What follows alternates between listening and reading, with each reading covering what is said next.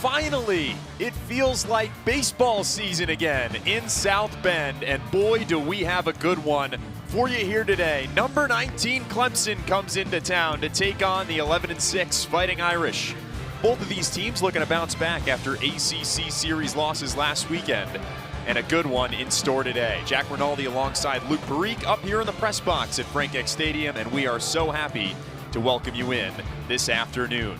We'll get right into it, Luke. For Notre Dame, it's been two men leading the way as they have all season on offense. That's right, Mark Quattrani and Noah Coy. Coy coming off with a 2-for-5 grand slam in the Louisville opener, batting .351, Quattrani .441. OPS 1294 for Quattrani, which is 8th in the ACC. And Coy, meanwhile, his strikeout percentage only 3.5%, posting only 3 strikeouts across 56 at-bats. Phenomenal. And if it's excellence at the dish for Notre Dame, it's excellence on the mound for Clemson. They have been outstanding as a staff this season. That's right, Jack. With a whip of 103, they rank first in the ACC alongside their strikeout to walk ratio of 369. Incredible pitching from the Clemson Tigers. Many of their pitchers with below a 2 ERA. And meanwhile, from the Notre Dame Fighting Irish side of things, Jack Riddell, the junior out of Sioux Falls, South Dakota.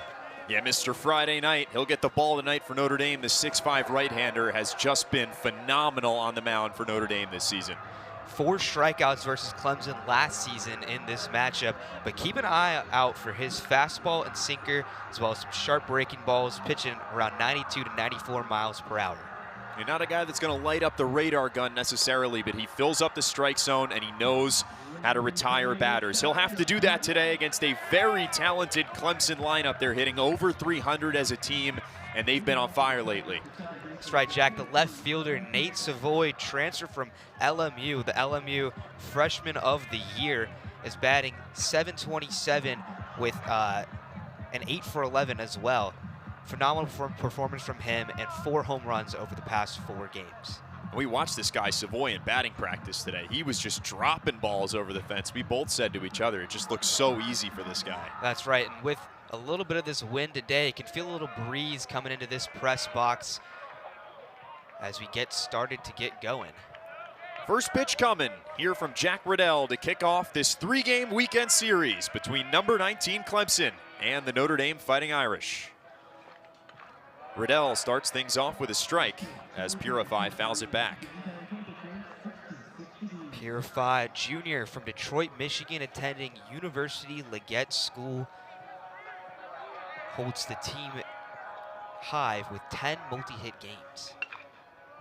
Quickly behind 0-2 with 2 foul balls. He can really run. Going to be key for Notre Dame to keep him off the bases today. He leads the Tigers in runs and stolen bases. So if he gets on, he can really do some damage. Riddell another strike and remains 0-2. Purify with 39 stolen bases since the start of the 2025 season. And in the LaSalle series went 9 for 13 with 2 home runs, 2 doubles, 7 RBIs, 5 walks, and 4 steals. The 0-2 from Riddell.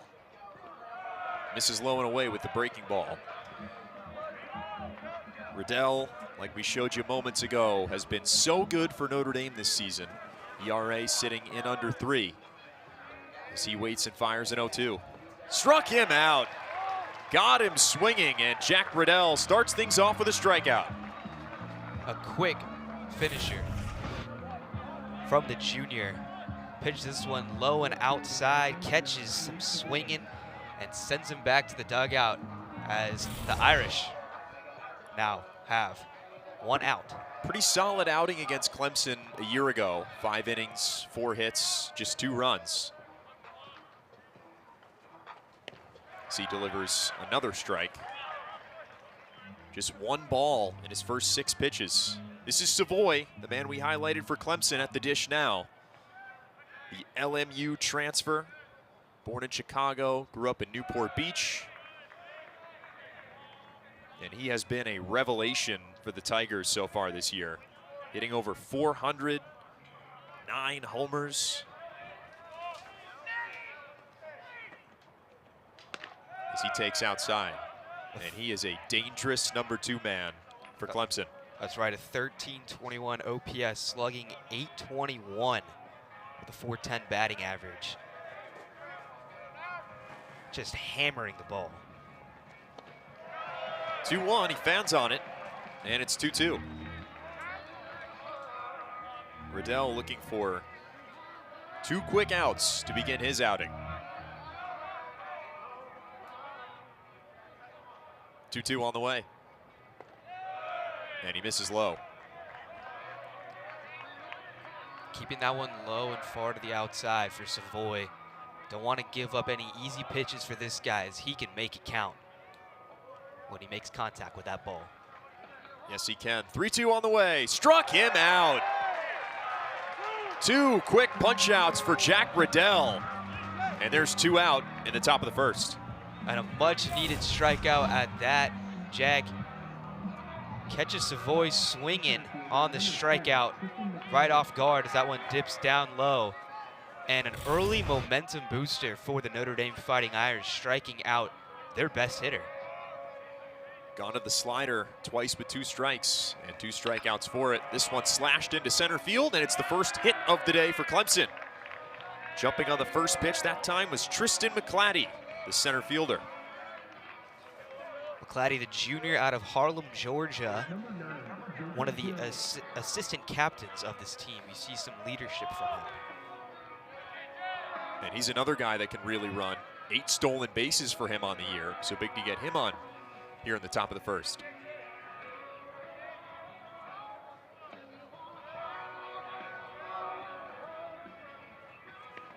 First pitch from Riddell in there for a strike. Jacob Gerald, the catcher, digs in for Clemson. Want to talk about a guy with some power. Well, Gerald's your guy. He has just 15 hits on the season, but 11 of them have gone for extra bases as Riddell checks first. 9 home runs is good for the team lead with Savoy.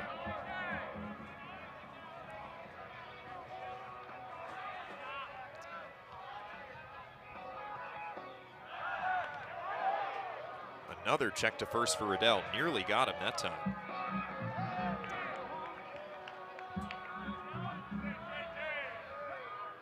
Gerald making his 130th start for Clemson here on this sunny afternoon in South Bend.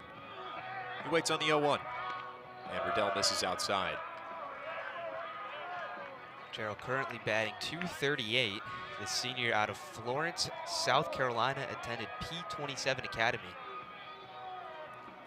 In addition to batting right, throws right as he stands at 6 feet tall.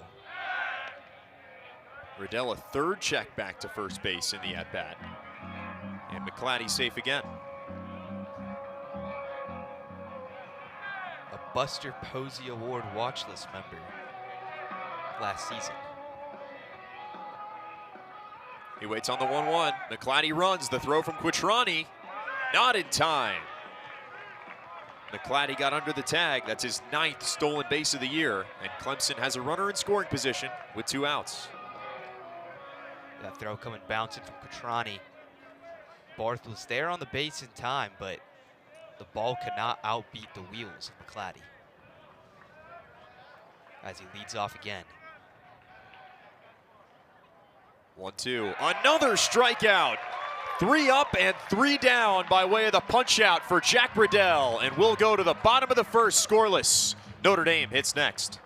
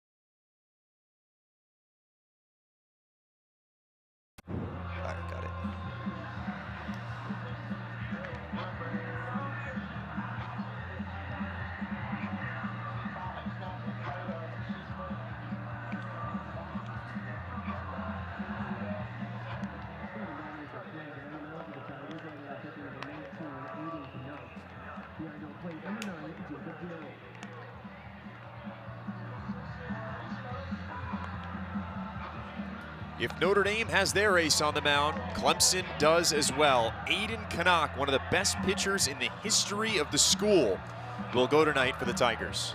The junior out of Fort Myers, Florida, attended Bishop Verrett Catholic High School, has his 4-pitch mix around 90 to 95 miles per hour with a fastball, and keep an eye out for that off-speed changeup combo that he has.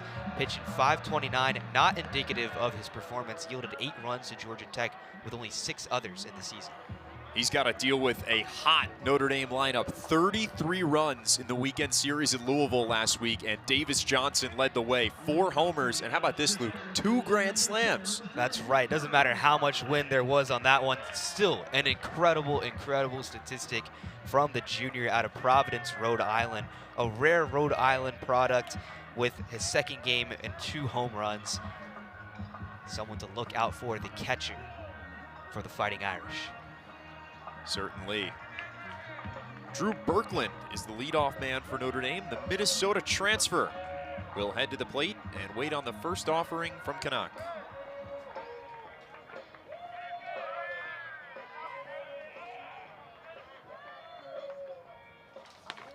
And he takes a strike. Canuck making his 36th career start tonight. Drew Berkland, another very experienced player. The senior transfer from Minnesota, hitting over 300 on the season. Takes a ball inside. Canuck is making his 3rd career start against Notre Dame. He has owned the Irish in his first 2 starts, throwing a combined 14 innings. He's allowed just 4 hits, 2 runs, and he's racked up 21 strikeouts in those 2 outings. That's not bad. Not bad is an understatement for Canuck. An incredible pitcher, future projected first rounder in the MLB.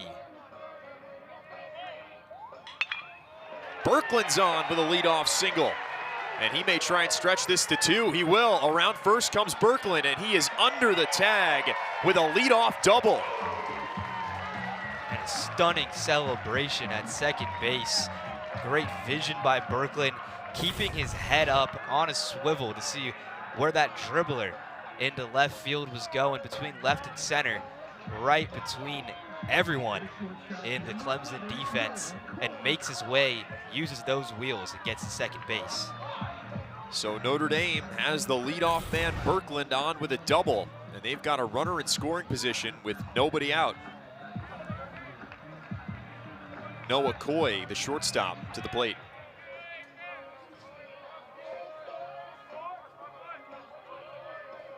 Pitch from Canuck.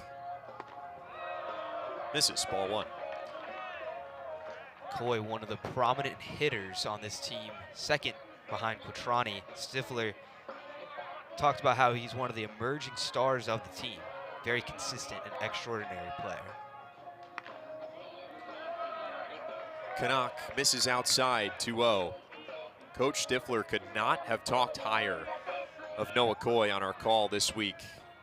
He mentioned Coy was just a shot in the arm for this lineup in that number 2 spot, and he's been so good this season. You saw 357, and it's not just that his stats this year have been great, it's the improvement. Look at that, 143 last season, and now you can't get him out. Doubling his RBI count, and we're just at the beginning of this season. Still early, I should say. And he takes away, he's ahead 3-1. This is the other thing that Coy does incredibly well. He does not strike out, and he walks a ton. Unbelievably, just 3 strikeouts to 19 walks this season, as he slashes 1 foul.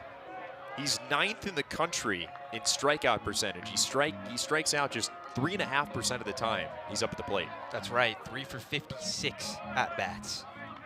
That's where that statistic comes from. Very likely he'll get on base. Full count offering. And he pops this 1 foul over the Notre Dame dugout. And Coy does a really great job of holding strong. Sophomore holds strong in the count, full count right now, but not intimidated, still making contact with the ball, per usual, what we see from him. Another 3-2. Swing and a miss. 4th strikeout of the year for Noah Coy. And a good bounce back from Canuck after surrendering the leadoff double.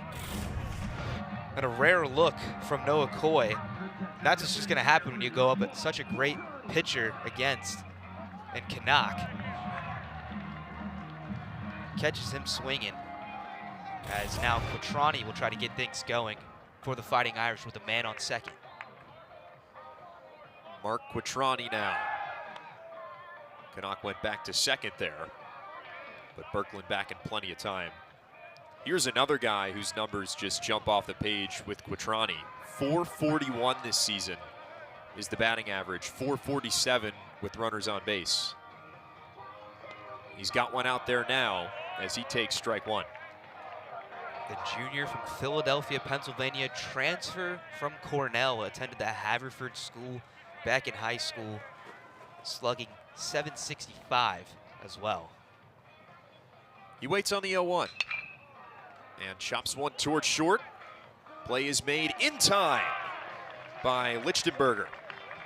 And he's a little ginger getting up after making that sliding effort, but he seems to be okay. Very similar ball to the one that Berkland hit that got through for a double, but that time Lichtenberger there to make the play. That's right. And I noticed with Canucks pitches, some were kind of tending low, getting the batters to chop down on the ball, as we saw the dribbler, which bounced the right way for the Irish, but this one from Quattrani will result in an out. Here's Bino Waters taking ball one. Bino with a .295 batting average, .860 OPS, the sophomore from Michigan.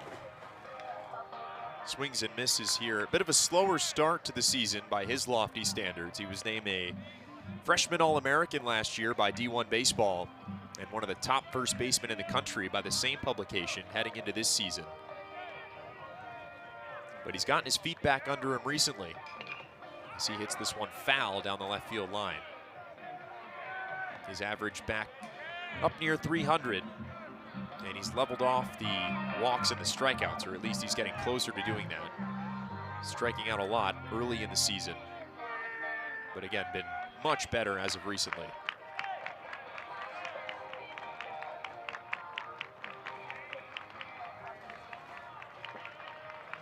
He waits on the 1-2. And takes inside. This will get Berkland to third on the wild pitch.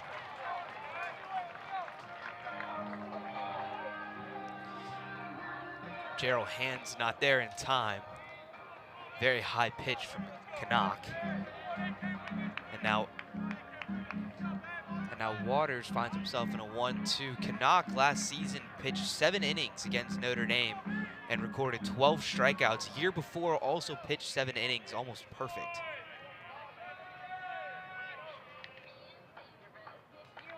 Waters just fouls this one back, and it stays 2-2. And Waters swinging late there. We usually see him more as more of that more risky pulling hitter. But when he pulls it, he's got to get some power as a lefty to get it past that first base. And he takes inside. Now it's 3-2.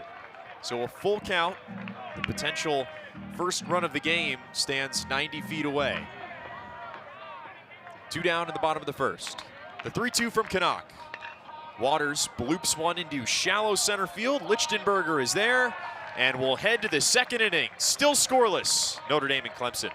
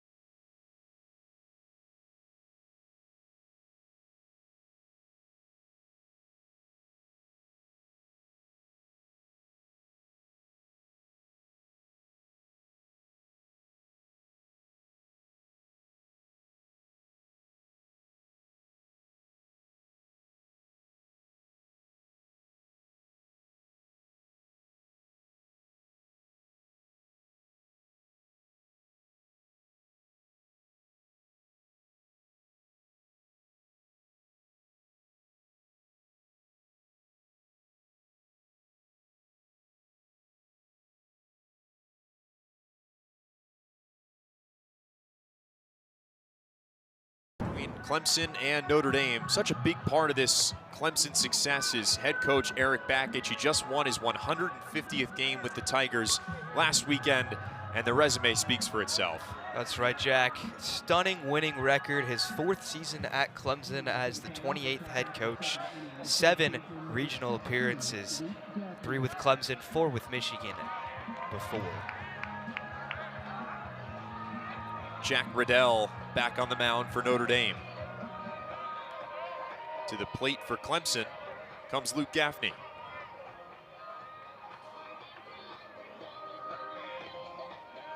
Riddell fires a ball.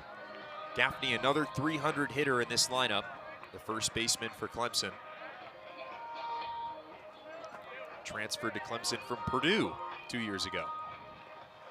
Gaffney swings and misses. And we're 1-1 here. He was nominated one of the assistant captains and rebounded this season to be one of the team's top offensive threats.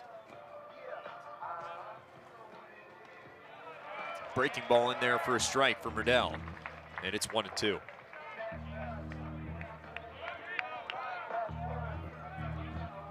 Gaffney doubled in the Clemson win over the Citadel on Wednesday. Takes outside here.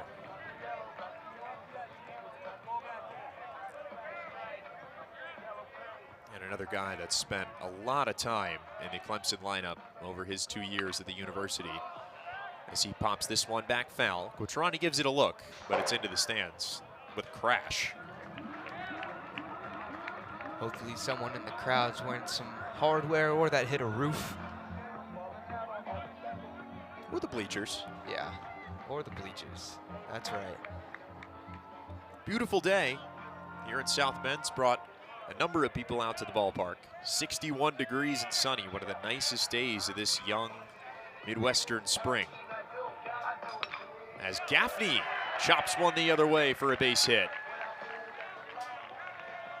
And he's safely on first. Great single by Gaffney, and it just all goes back to the leadership that this Clemson team has, particularly with their coach, head coach Bakich. And if you notice, he's wearing number 23, and that's to honor Keith LeClaire with ALS awareness. And also, it's Mustache March, Jack. And what was it exactly that Bakich was telling us with Mustache March? Well, he went gunslinger style. You see with the mustache there, which drew our laughter when we spoke to him yesterday. But it is for a really good cause, that Mustache March movement. It is to honor late East Carolina coach Keith LeClaire, who coached Eric Bakich when he played at East Carolina. Like you said, Bakich wears number 23 to honor him. And it's to raise awareness for ALS, which Keith LeClaire suffered a battle with for a number of years. And Coach Bakich's team doing its part to raise awareness for the disease that's better known as Lou Gehrig's disease in the baseball community. Of course, not the first time the college baseball community has been involved with ALS. The Ice Bucket Challenge was popularized by Pete Frates, a former Boston College baseball player. So college baseball doing their part to try and raise awareness and help find a cure for ALS. Meanwhile, looking back to the action, Daly at the plate. And another slash single. This time it's into left field for Ty Daly. And 2 men on with nobody out here in the top of the 2nd inning. And you don't have to win it all with just a hit. It can be built up, and that's what the Tigers are doing right now as they're building and building and putting more and more pressure on the Fighting Irish as they have 2 men on base at first and second. Jack Crichton now, the designated hitter, to the plate for the Tigers. 2 men on for him as Riddell offers a first pitch strike. That one a little bit off speed. Crichton batting .350, .433 slugging. No home runs on the season, but 5 doubles. Chops it to third. Oh, what a play for one. The step to third and a nice catch by Brustevich at first. The freshman Jamie Z flashing the leather. And that's just how you get it back. The freshman out of Harbor's Heights, New Jersey, attended Bergen Catholic, makes the double play, snags it out of the air, high jump, and after using his legs, uses his arms, that 3-to-1 connection to first baseman, making the out. Oh man, he went full jump man on that one. Showing off the athleticism.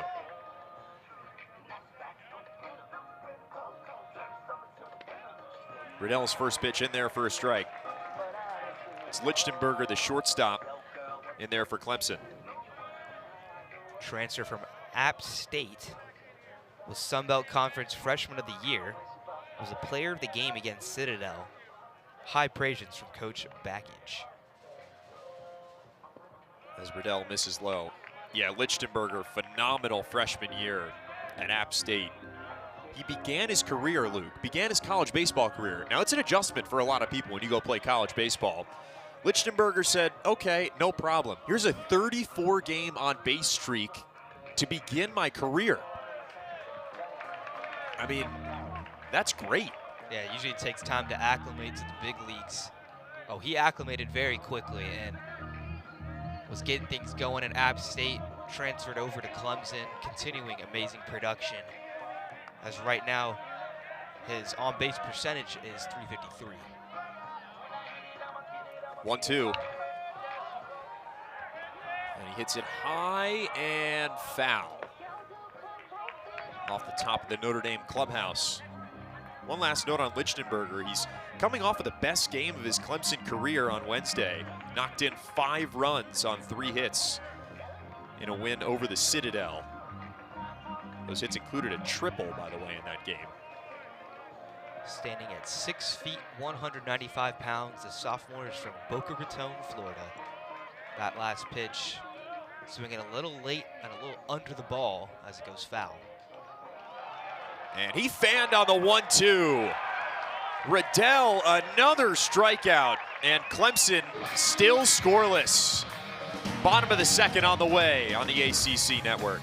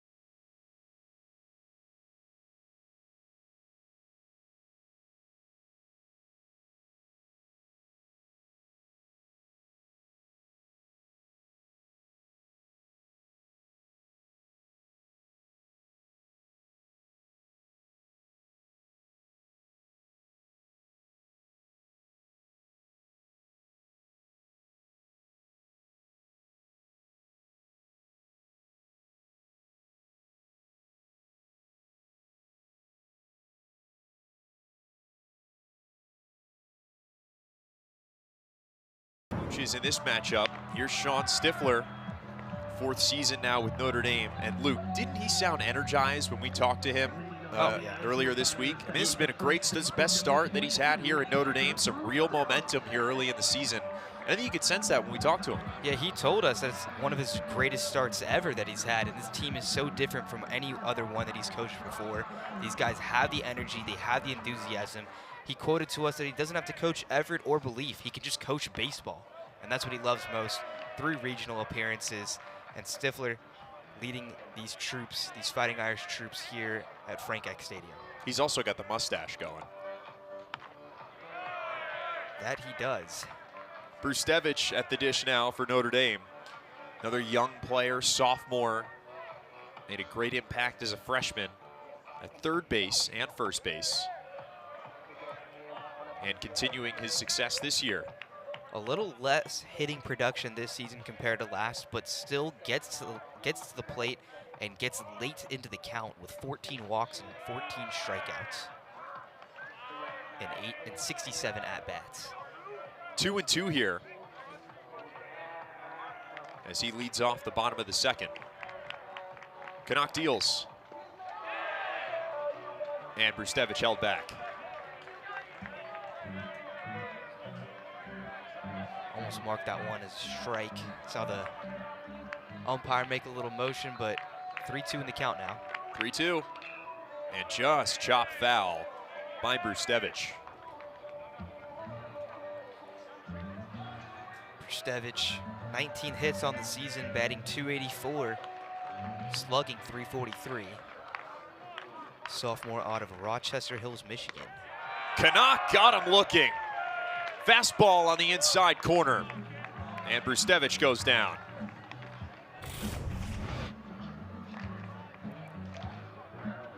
Brustevich was waiting on that one, was not ready for it. That one darts in at the last second on him. Thinks it's going outside, instead goes inside. And here is Davis Johnson, who was just scorching hot last weekend at Louisville. As he fans on the breaking ball. You saw the stats that we showed you earlier. 4 home runs in that weekend series, 2 grand slams. He hit 2 home runs on Sunday. Not only getting the ball deep into the outfield, but getting his fellow teammates to that home plate. And look at this matchup right here, Jack. You have Canuck against Johnson, just the best hitter for the Fighting Irish against the best pitcher, one of the best pitchers in the country. 0-2. And Johnson fights it off. Here are the numbers we talked about. Davis Johnson at Louisville. 6 hits, 4 homers, 13 RBIs, so more than a third of all the runs that Notre Dame scored in that series. And he scored 6 runs of his own.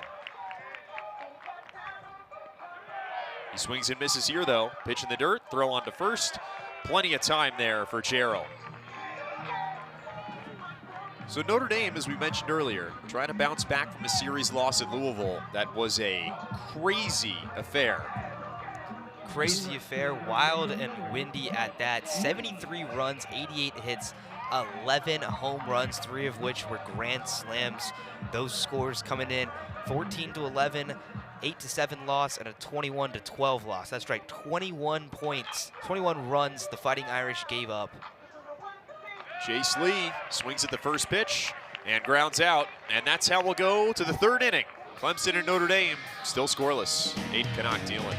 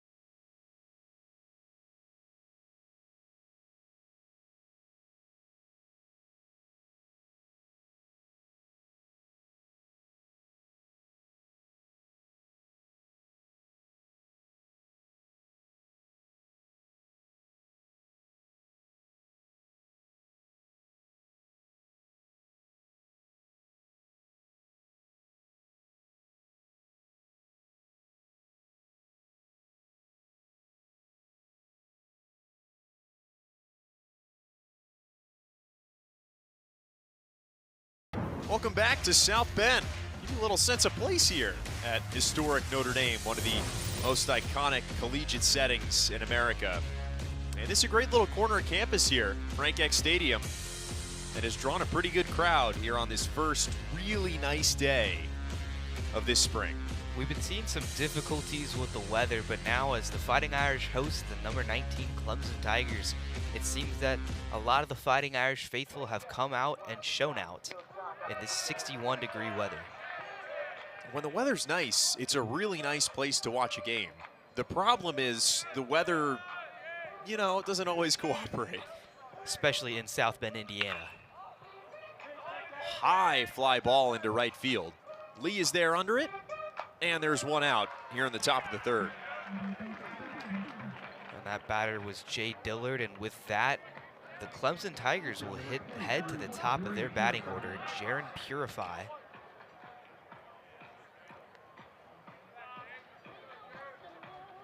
Purify, a righty from Detroit, Michigan. Co-captain on this team. He struck out in the first inning.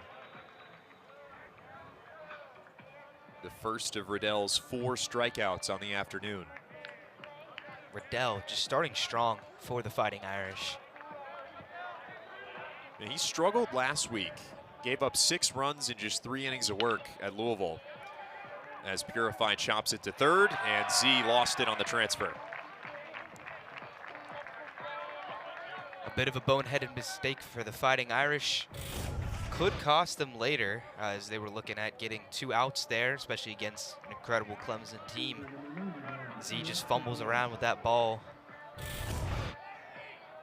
And Purify will get to first base as Nate Savoy will head to the plate. Not something you see a lot of from Notre Dame's defense this year. In fact, it's a tale of 2 sides between Clemson and Notre Dame in that category. Clemson the most errors in the ACC, and Notre Dame the fewest. But that one not going to help from Z at third. And the bat broke the plane for Savoy. He tried to pull back there. It's going to be a strike. Z, though, despite that error, still made an incredible play in the last inning. Big reason why this game is still scoreless. Turned a double play, snatched the ball out of the air, threw it back to first. Sophomore at the plate from Newport Beach, California. Attended Orange Lutheran High School. Rockets this one foul down the right field line.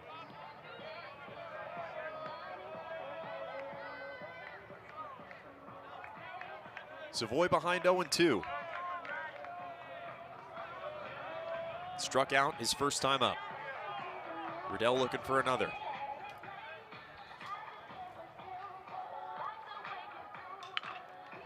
And a chopper towards second.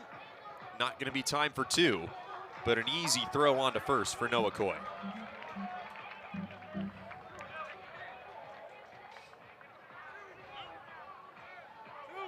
So routine play there for the shortstop, and there's 2 out here in the top of the third.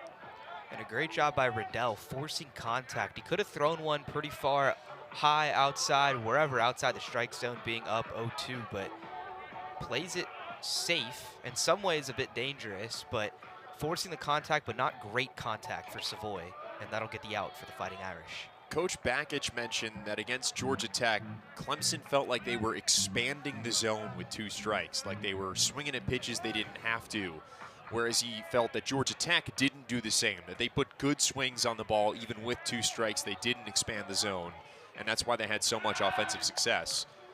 As Riddell fires behind second base, and Coy is there.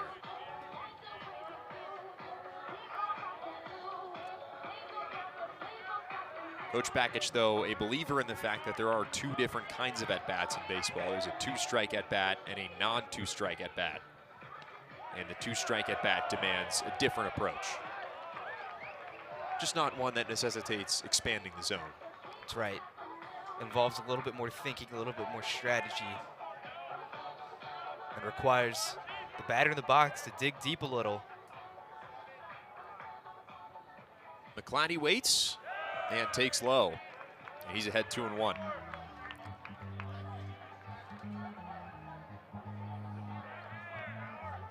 McClatty singled and stole second base back in the first.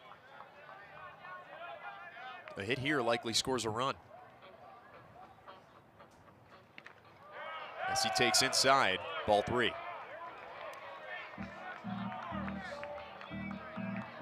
McClatty, a junior from Harlem, Georgia. Attended Harlem high schools.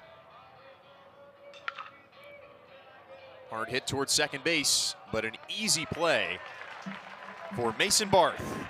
Still scoreless as we head to the home half of the 3rd inning. Notre Dame and Clemson.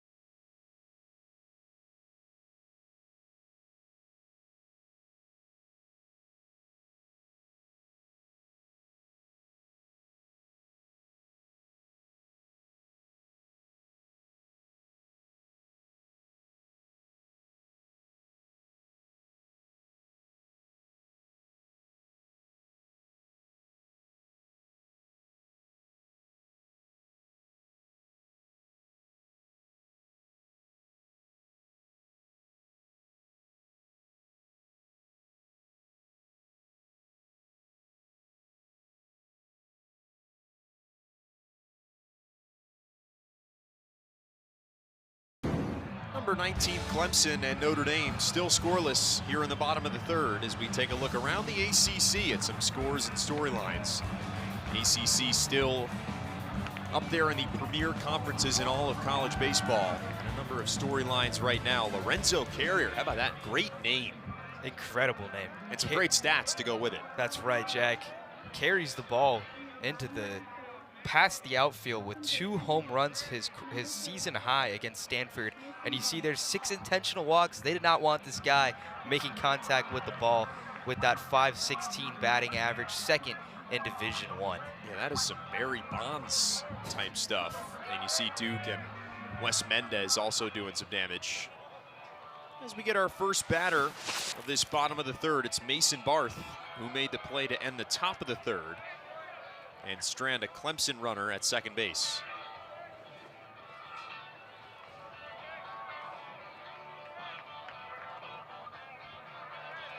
Canuck has been dealing here early in this one.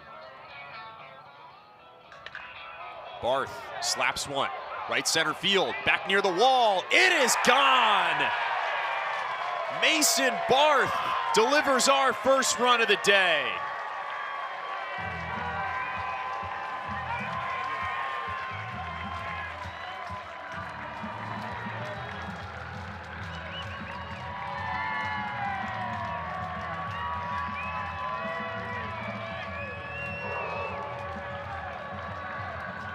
Stifler said he didn't have this guy penciled in from the beginning of the season. Here's Mason Barth, the freshman out of St. John, Indiana, with the howitzer into center field, a little bit on the right side, and dips right into the trees. See ya later as he rounds the bases, and the Irish lead 1-0. We'll pencil in this 15-mile-an-hour wind with a little bit of an assist on that one, but that ball was crushed. And Notre Dame has the 1-0 advantage. About to say that movement into right field, seeming the wind, perfect timing on the swing, perfect contact. And that'll do it for you from a 4-year varsity starter in Mason Barth. Now at the plate is Jamie Z, a freshman with a .688 OPS, batting .241.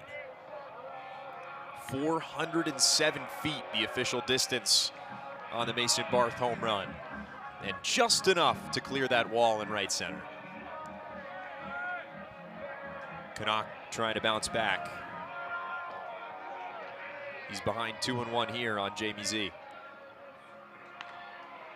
And Z takes strike 2. And a great job by Canuck fitting it into the strike zone. Jamie Z standing at 5'9", 187. Not the biggest target in the world, and quite the challenge after giving up the homer. He swings and misses. Canuck again showing that stuff. That's been electric today. The slider, the changeup, he's had it all working. Yeah, that off speed catching the Fighting Irish off guard. As a swing and a miss right down the heart of Texas. You see from that angle the movement on that changeup. Why MLB scouts say it's his best pitch. Drew Berkland back to the dish for Notre Dame. Led the game off with a double. And eventually got to third before being stranded there. Top of the lineup, bit of a reset for the Fighting Irish. He takes low here, and he's ahead 2-0.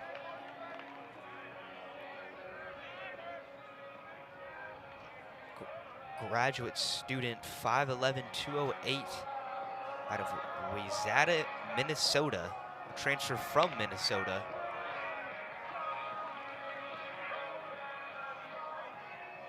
Didn't have the highest batting average with the Golden Gophers, but Coach Stifler saw something in him that he's capitalizing on here at Notre Dame. A little corkscrew shot out to right, but Ty Dowley is there to make the play. Well, just floated up for a little too long. Here comes Noah Coy for Notre Dame, and in his last plate appearance, Luke, he did something we haven't seen him do basically at all this season, and that's strike out. That's right, Canuck catching him off guard, a talented pitcher, but this one gonna maybe get in the head of Noah Coy as the sophomore from Greenwood, Indiana, only coming into this game with 3 strikeouts, 19 walks. But as every good baseball coach says, you gotta flush it. Every at-bat, a new opportunity. Indeed.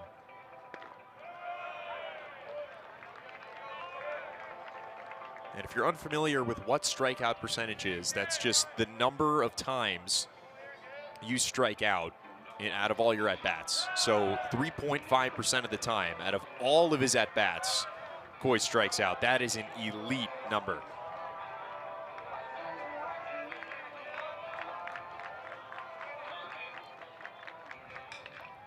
Chopped foul by Coy. Remains 1-2. Coy finds himself behind the count with that foul ball. But high praises from Coach Stifler, as you mentioned last at bat. Stifler said he was the rock he wasn't sure about at the beginning of the year. Went 2 for 5 with a grand slam in the 14-11 win.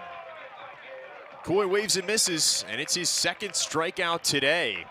As we head to the 4th inning, Notre Dame 1, Clemson 0 on a Mason Barth home run.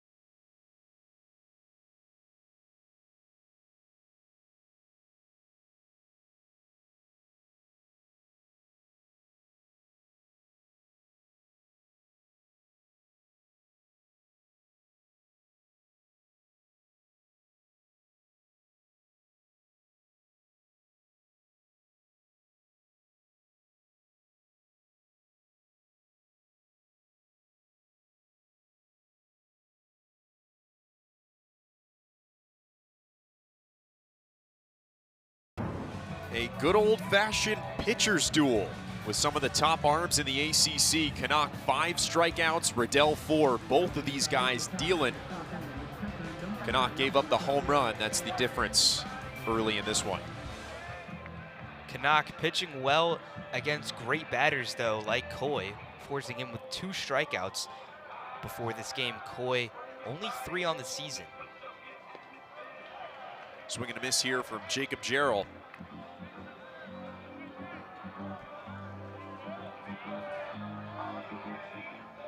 Riddell, before that last outing at Louisville, had just been so good this season. He's continuing that today.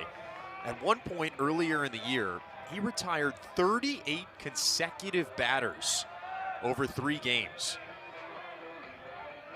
That'd be like a perfect game and a half if he did them from the start of one game into another. Just about. I mean, 30, 38, 36, you said?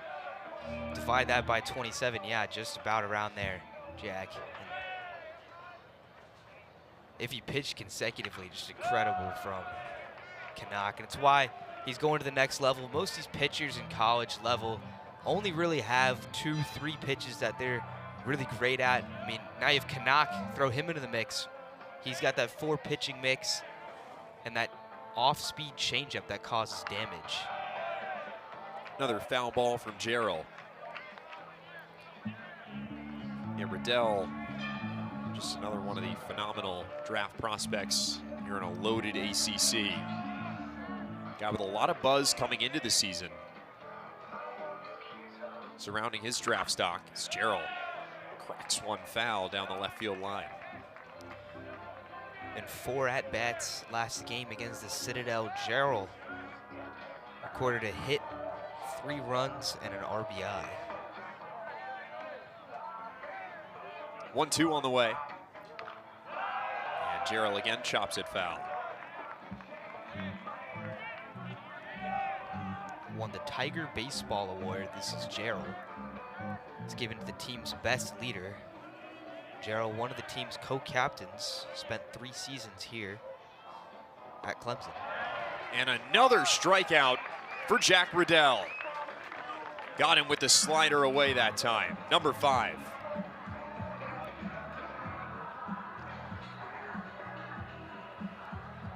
Both these pitchers notched in 5 strikeouts. The righty pitcher against the righty batter matchup catches him outside. And now Gaffney at the plate. Chops the first pitch back foul. Gaffney singled earlier in this one. Advanced to second base, and that's where he ended the inning. 868 OPS and 301 average. Junior redshirt out of Danville, Kentucky.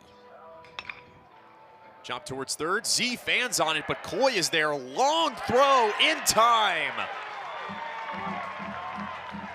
What a play by Noah Coy to grab it in the hole and fire it across the diamond. Jack, you ever see those plays, those things where so much could go wrong? Well, here you see it. Great contact by the batter. Could have been an error there. Another bouncing throw, yet the play goes right for the Fighting Irish as they have great defense and come together as a team to make that play and get the out. And we're going to give Brustevich some credit on the reception as well. Here's Barth on the shift, and he dropped it. Another error for Notre Dame here in the first 3 2/3. Almost a complete reversal of the last play with the error on that one. Could have been a simple out at first, yet this time an error is brought up. So Daly reaches on the error. And now it'll be Jack Crichton.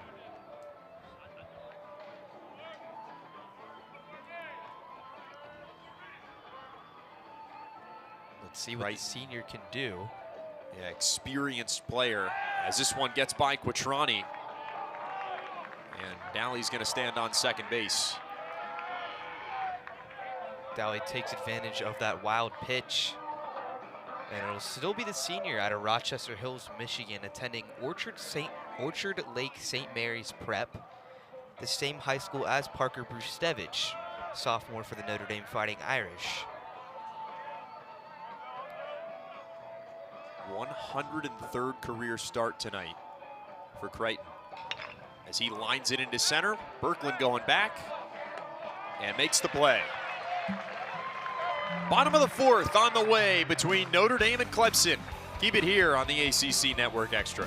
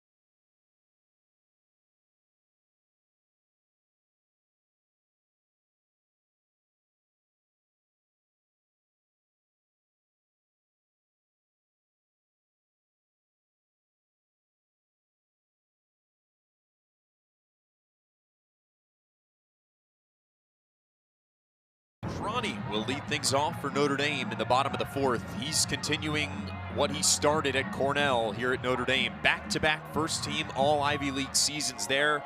He was the first person to do that in nearly 60 years at Cornell. And really showing out for Cornell with 318 batting average, 42 hits, 24 RBIs.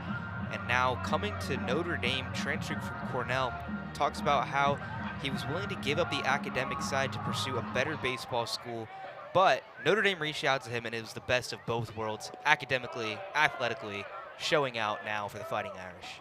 Yeah, certainly not giving up a ton academically to come to a place like this. And the best of all worlds for Quattrani, very proud to be at Notre Dame and honored to wear the uniform, as his grandmother was a big Notre Dame fan and loves experiencing this special place with its special culture. And is he experiencing it? Holy cow, 435 batting average here in the beginning parts of this season as he swings and misses. 765 slugging, 6 home runs. Quite the threat at the plate. He waits on the 1-2, and he takes low.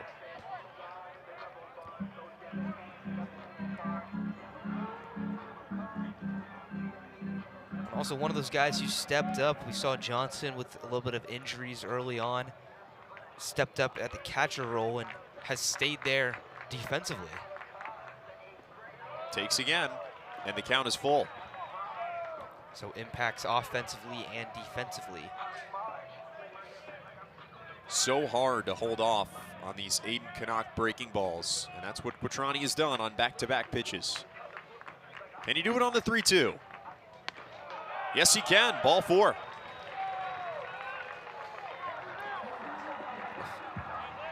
First walk of the day issued by either side. I was about to say, have not seen very many walks today. I was going to say definitely the first walk from Canuck. First one total on a great pitching day and a low-scoring one at that, as the Irish lead still 1 run to none. And Bino Waters will take the plate from Rochester Hills, Michigan. Well, one more point on the walks. You're just not going to see a whole lot of those from Clemson as Waters chops one foul. Coach Bakich, when we talked to him this week, emphasized that his staff is, quote, a group of strike throwers. He said they have a standard. 64% of all of your pitches need to go for strikes. And if you can't meet that standard, you're not going to be on the mound. The staff with a 2.79 ERA, 193 opponent batting average. Just one of the best in the country. He said they want to make other teams earn it. And he said credit to other teams. Sometimes they do. Georgia Tech last weekend, an example. But he said most of the time, in the long run, it works out. Waters chops one toward third, on to second for one. The throw to first, way wayward. Into the Clemson dugout, and Waters will go to second.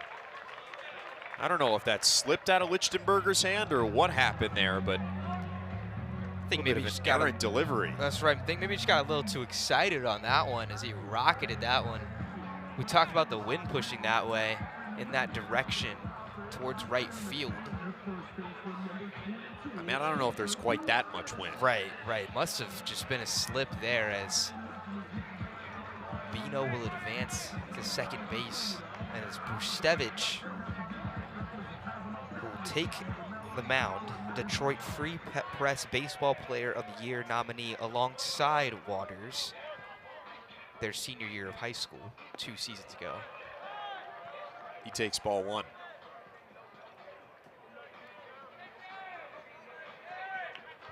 And the second game against Louisville went 3 for 5 with 2 doubles and 4 RBIs. Even now in 1-1.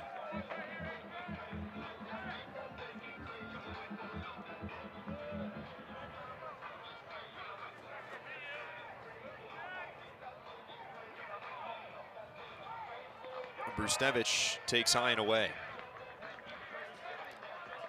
And led the team last season with 56 hits, batting .301 with a .415 on-base percentage, 36 RBIs.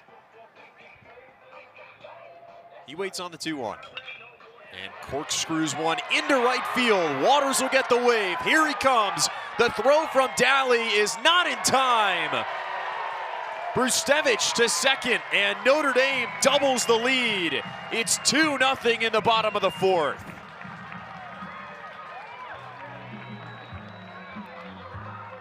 That's how you do it.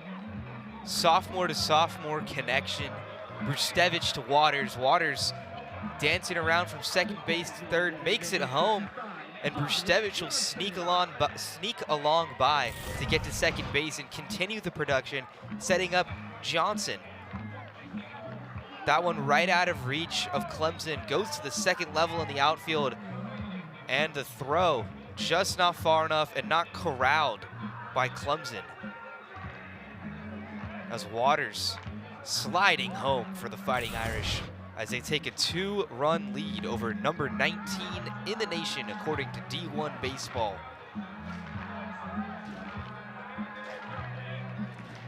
Look at this little clap along from the Frank X Stadium crowd. Bit of a Viking clap is what it looks like as the Fighting Irish best hitter, Davis Johnson, takes the plate. Everybody into it here on this Friday afternoon. And Davis Johnson takes a ball.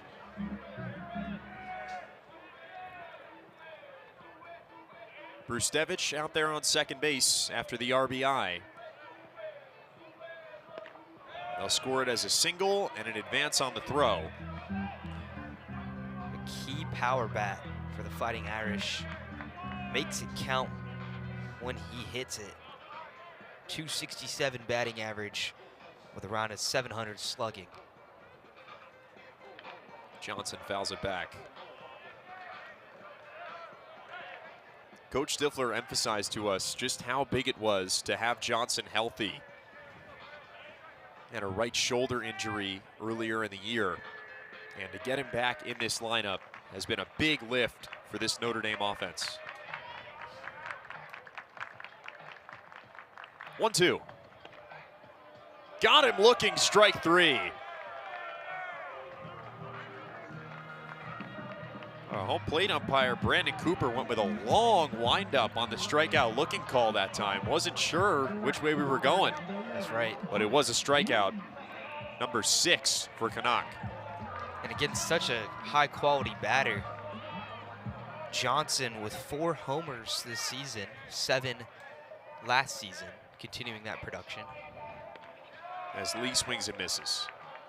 But caught off guard there. Jace Lee, the hometown kid, sophomore, right here out of South Bend, Indiana. Attended St. Joseph High School, stands 6'4", 205.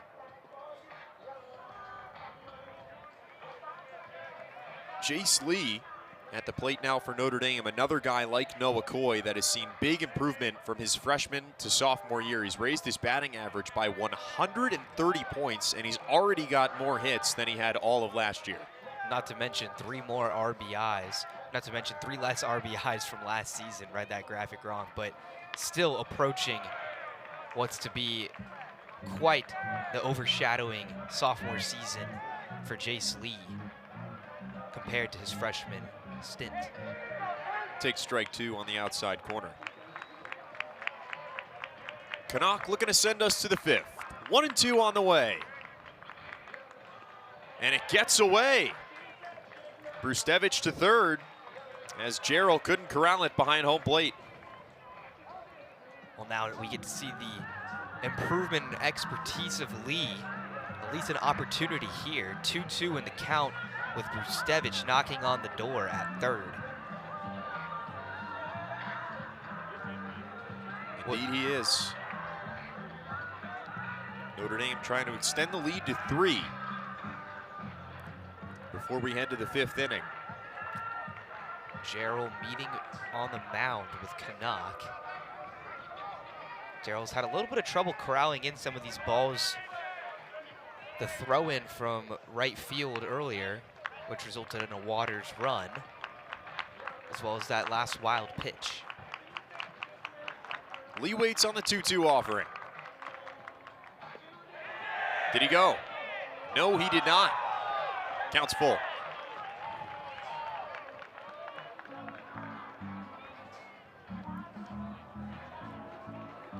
No VAR on that one for that one, but a close call at that, Jack.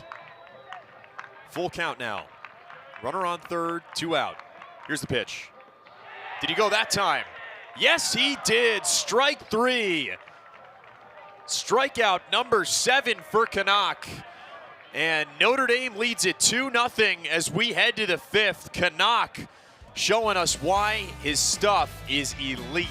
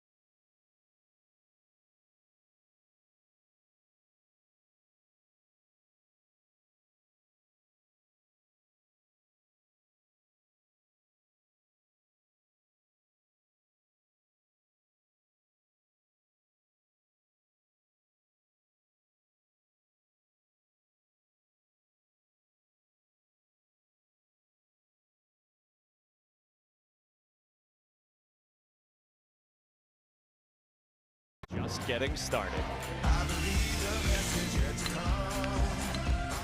This is why I love this sport so much. Right where we should be this time of year. The celebration is on.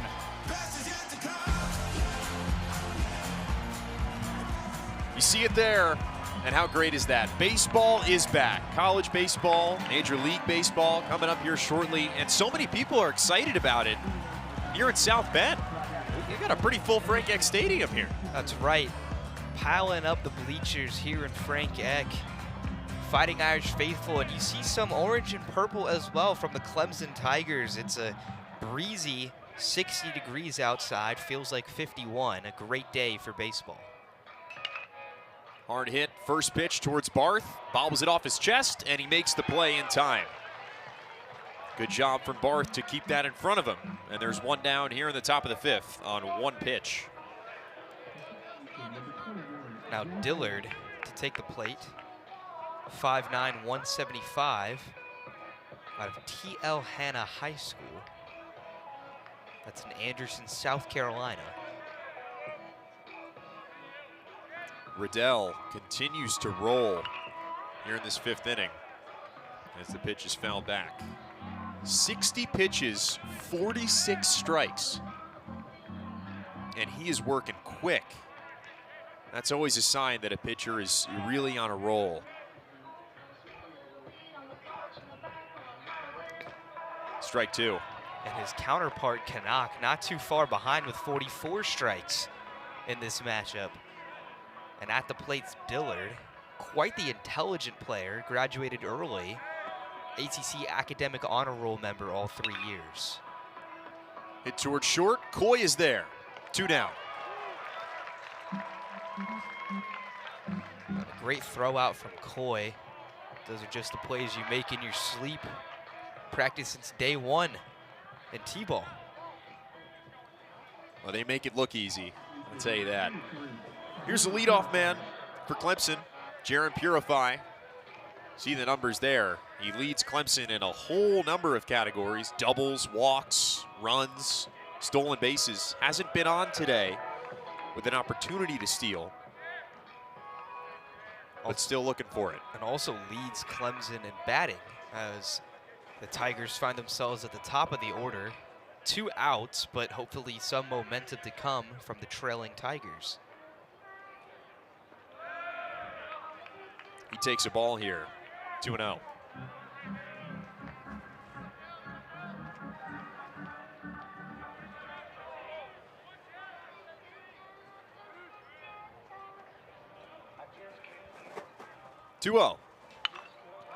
High foul ball towards the Clemson dugout. Brustevich giving chase. And it caroms off the top of the Clemson clubhouse. Purify, a 5'10" junior out of Detroit, Michigan, weighing in at 190 pounds, attended University Leggett High School. His 2nd year as a team co-captain, on top of the Academic Honor Roll accolades. Held back on the check swing there. And he's ahead 3-1. Riddell has not issued a walk in 4 2/3. And he will not, as Coy fanned on it at short, and Purify is going to try and get second here. He actually took a wide turn and retreated, as it looked like that was going to be a routine 3rd out, but instead it's a 3rd error for Notre Dame, and we're not through 5 innings yet. Yeah, high error count for the Fighting Irish. Coy does not look that one into his glove. Mentioned making it look easy last play. This time, 3 errors for the Fighting Irish. They came into this matchup with 14, which is the fewest in the ACC. Clemson notching in 1 more today as they lead the ACC in errors. But Coy, just a bit of a mental mistake on that one. Savoy takes inside. Coach Bakich did emphasize to us, though, that he felt his team's defense was better than the numbers showed. He said that they've got a lot of guys out there that can shrink the field. That's cover a lot of ground, get to areas that you wouldn't normally be able to get to. There's now a little bit of a protest here from Clemson. I think they're going to review whether or not this pitch hits Savoy. Take a look at that one for sure, but getting Savoy on base, key to get 2 men on base, but with 2 outs, puts the pressure on McClatty to deliver for the Tigers if this were to go through. Savoy expected to be one of the better hitters on this team, one of the best hitters on this team. 4 home runs in the past 4 games, 3 for 4 for 2 home runs versus Georgia Tech on March 13th. Here's a look at the play that Savoy was protesting. Pitch came inside and he thought it might have hit him, as you see it here. What do you think, Luke? Maybe trying to see close. if it nicked that elbow. Oh, that is so hard to tell. See if it grazed him, because the easiest way to see with that slow-mo is if a change in rotation of the ball. Very difficult to see. I mean, coming in so fast, the fast pitching of Jack Riddell. See it again here from a different angle. Maybe it gets redirected off that back elbow. He's got the tight sleeves on, so you can't tell from the fabric. I mean, look at the post-reaction of his swing. And again, worth remembering here, on the field, it was called that the pitch did not hit him. So it'd have to be clear and conclusive evidence that the pitch did hit him to overturn that ruling. And it's anyone's guess as to what the ruling is going to be here. That's right. I mean, the fact that they were able to see that from the Clemson dugout amazes me. Very close pitch for sure. I have a feeling this is Savoy saying that the pitch hit him. And you could see that kind of with the post reaction of his half swing. I thought initially from up here it did look like the pitch might have grazed him. But from that angle that they showed, I think it'd be tough to overturn it. We'll see. Maybe it whistled by and might have felt like it grazed him. Could be the case as well. Savoy also against the College of Charleston had 2 home runs. That was on March 17th, so high production from him recently. However, this afternoon has not recorded a hit and was struck out.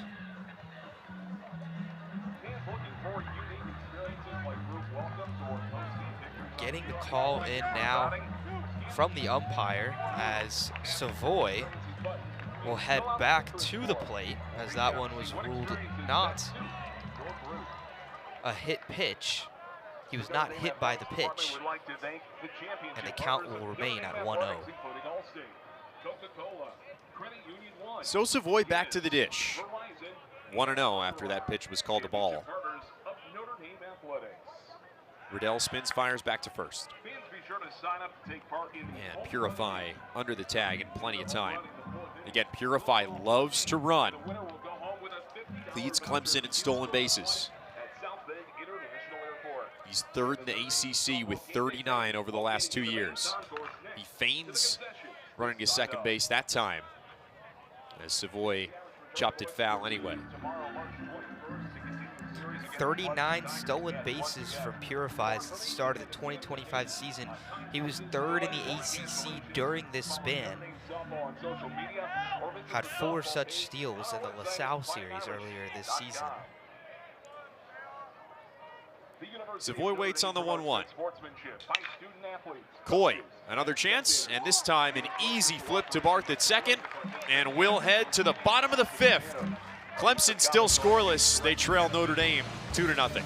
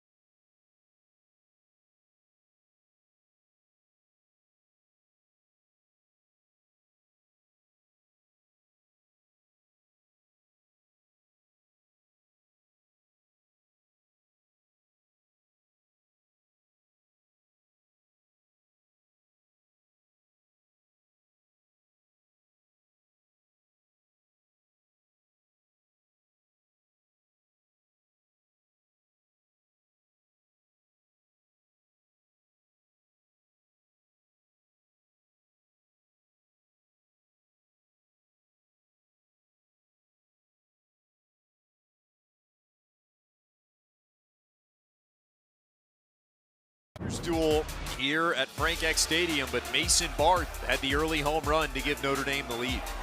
Standing at 5'9", 202, the freshman out of St. John, Indiana, pummels it into center field as the team celebrates, and the Irish, led by 1 run, now have 2. His solo home run, batting .333 with a .951 OPS.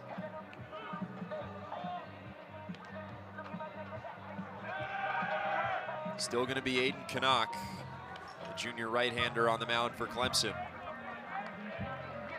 And I know he hasn't held Notre Dame completely off the board, but you've seen why this guy is considered an elite pitcher. The stuff today is undeniable. When he's on, it is nearly unhittable. Right, stats is something that you can always read, but just the talent of the pitcher, you got to witness that with your eyes, and you can see it from him. Barth takes outside, and he's ahead 1-0. Has yielded 3 hits. 2 runs. Breaking ball in there for a strike. But otherwise, he's just been stellar. He has. And it's been an up and down campaign for him. You know, he started off really hot. His last 2 outings haven't been quite as good. Trying to get back on track against a talented Notre Dame lineup is a difficult task, but for the most part, he's been up for it.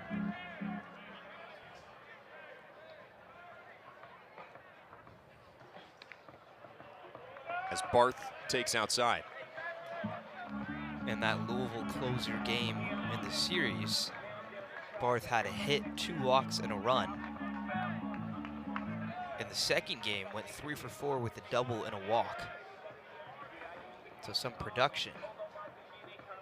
The freshman. Swings and misses on the 3-1 fastball, low and away. Barth, like you mentioned earlier, Luke, a guy that Coach Stifler mentioned is not getting a ton of publicity, headlines, but doing a lot of things right as he fouls the 3-2 off. And that shows in the home run earlier and this at-bat right now where he is battling.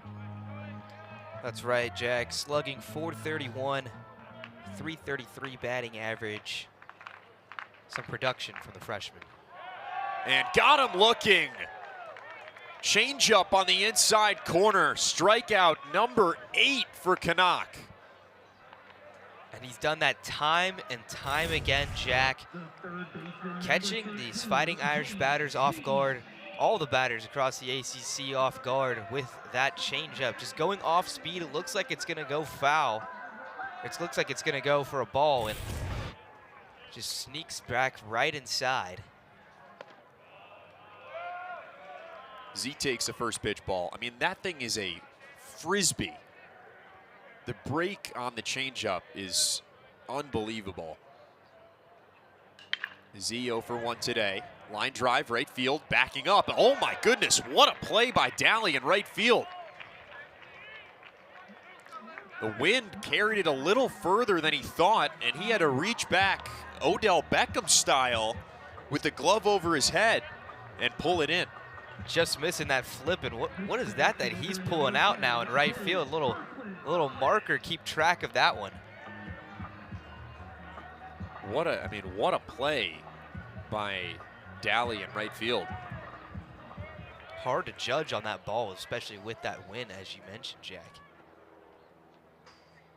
I mean, you're seeing today everything toward right field is just carrying that bit further than you expect it to. 12-mile-an-hour winds on the ground, gusting 21. So, as is normal here in South Bend, a windy afternoon.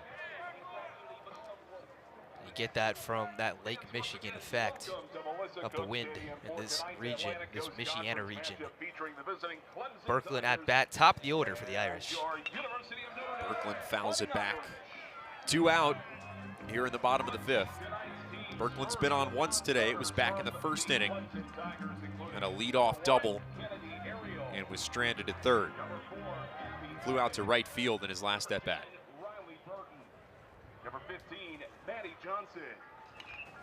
He chops another one foul. It'll be 2-2 with 2 out.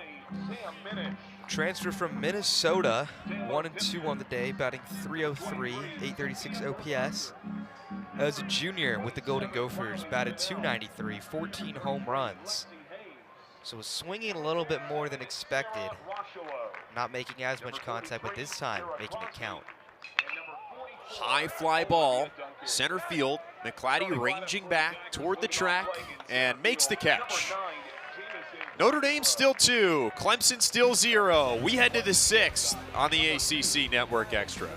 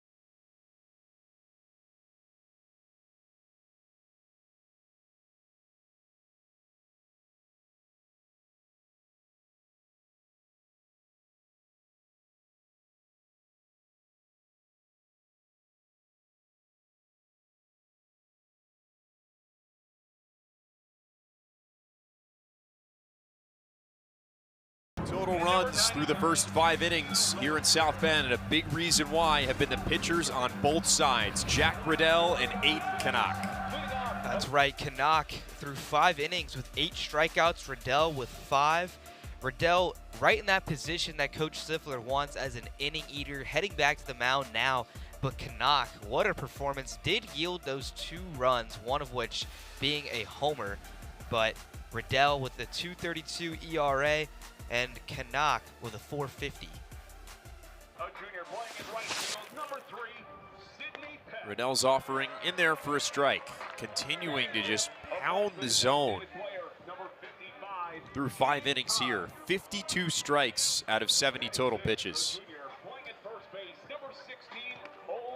Coach Stifler told us that he was locked in during his prep this week, during practice and during bullpens.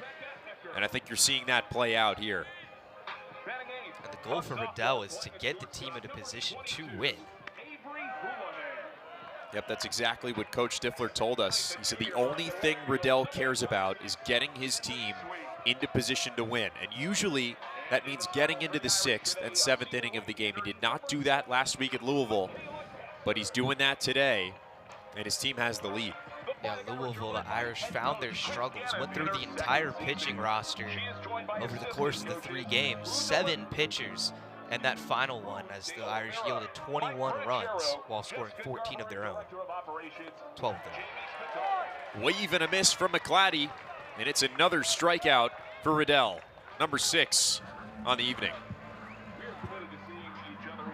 Where Canuck is pitching 52 strikes, Riddell up to 55 on the day.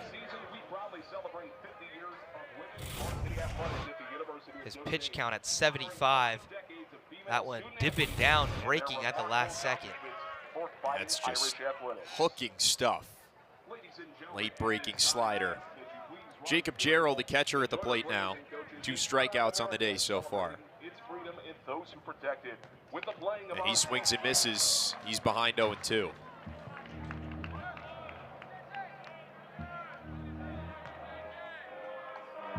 And this is the Riddell that Notre Dame has grown accustomed to seeing over last year and this year as he misses outside. Gerald with a 1.075 on base plus slugging, OPS. Riddell also having that sinker in his arsenal. Another swing and a miss, and that is strikeout number 7 for Riddell, who was just mowing down the Clemson lineup. And to put some things into perspective, this is not a weak lineup. As you see the strikeout there, another breaking ball. They're hitting over 300 as a team, and they've walked more than they've struck out. Barth is there at second, and we'll head to the bottom of the 6th. Jack Riddell rolling here at Frank Eck Stadium.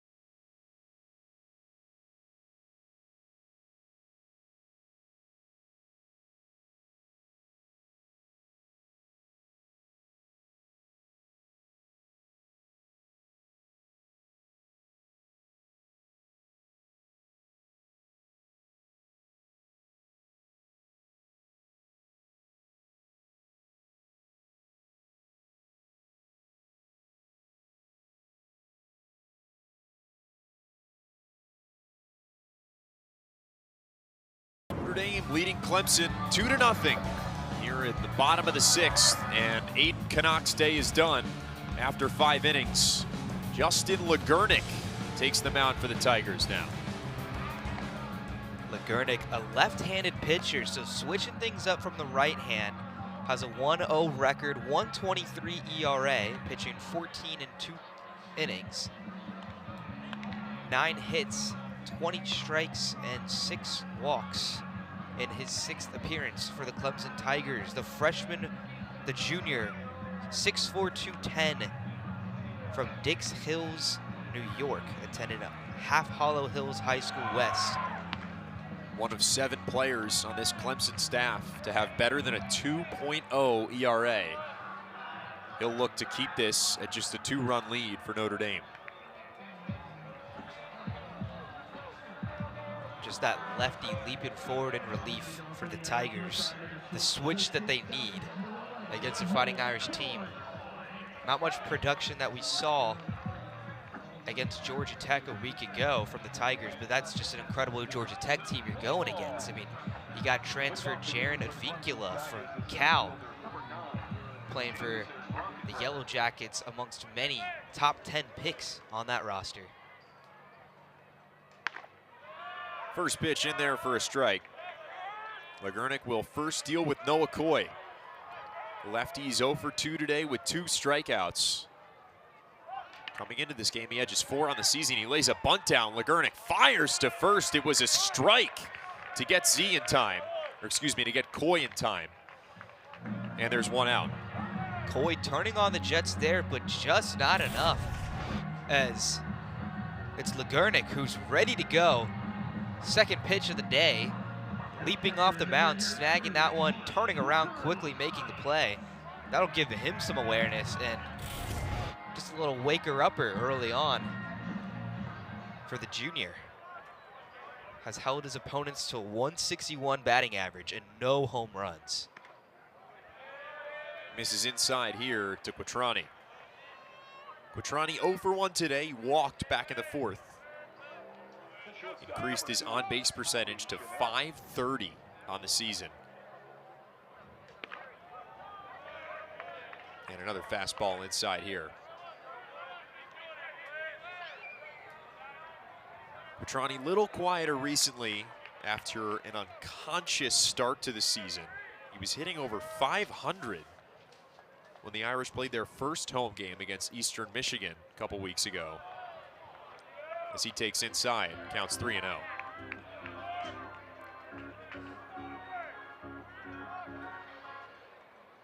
Very humble player at that, very team-oriented. Notched in a grand slam earlier this season. 3-1 after the fastball in on the outside corner. And what he had to say about that grand slam was simply, it was a great feeling. It was really nice to get on the board for the team. Very humble, very team-oriented player. 3-1. Chop toward short. Lichtenberger's there. Low throw, dug out at first by Gaffney. 2 down in the bottom of the 6th. And now for the Detroit, Michigan side of this Notre Dame Fighting Irish lineup, as Bino Waters will take the plate, number 15 lefty. And after him, if he can get on base, will be Parker Brustevich. But 2 outs, no runners on base, bottom of the 6th. First pitch to Waters outside. Waters 0 for 2 today, but he reached on a fielder's choice in the 4th.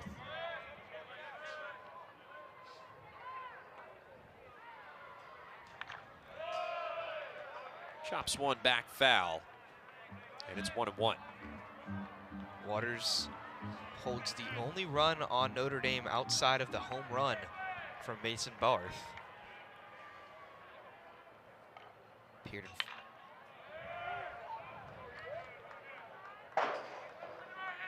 another foul line drive out into the auxiliary bleachers on the outfield there. Wind not blowing as strong in this direction, swung late by Waters, and another clang in the bleachers. Offering on the way to Waters. Swing and a miss. Strike three. 3 up, 3 down for Justin LeGurnick. And Clemson remains just 2 down as we head to the final 3 innings of this top 25 clash.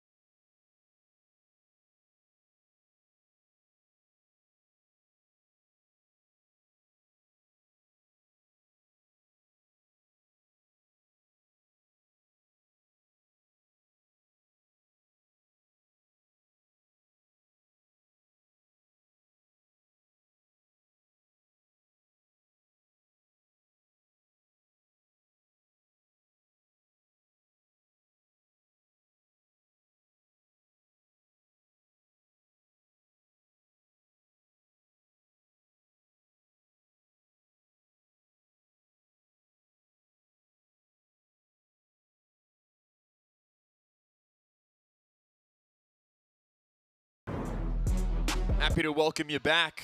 Number 19 Clemson trailing Notre Dame 2-0 as we enter the 7th inning now. Still Jack Riddell on the mound for the Irish.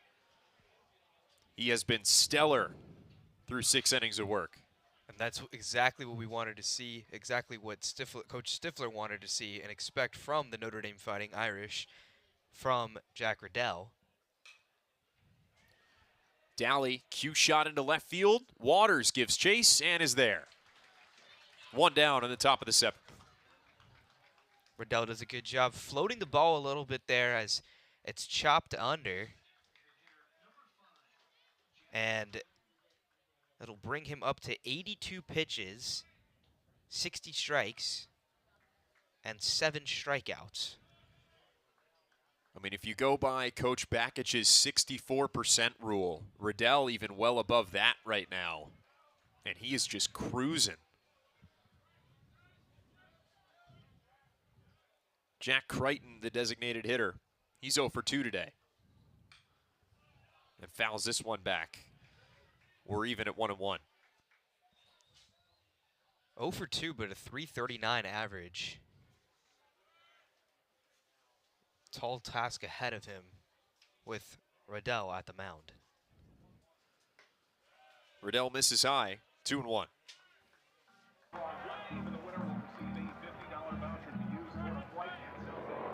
Crichton has improved so much from last year to this year. His batting average is up more than 63 points from last season.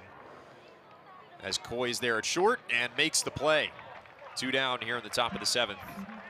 One last note on Crichton as he jogs back towards the dugout. 103rd career start for Clemson this evening. Number 8, Tyler Lichtenberger. Now Tyler Lichtenberger to take the mound, hailing from West Boca Raton Community High School in Florida. First pitch fouled back. He started every game at shortstop for the Tigers. He's a top 50 prospect in next year's MLB draft per perfect game. And in his first year with Clemson, after transferring over from App State, didn't pull back there on the bunt attempt, and he's behind 0-2. And with App State, hit .341, 13 doubles, 2 triples, 3 home runs. 37 RBIs. Chop towards third. Z is there. Long throw across the diamond. No problem. 7 scoreless for Jack Riddell, who cruises toward the bottom of the 7th. Notre Dame still leading 2-0.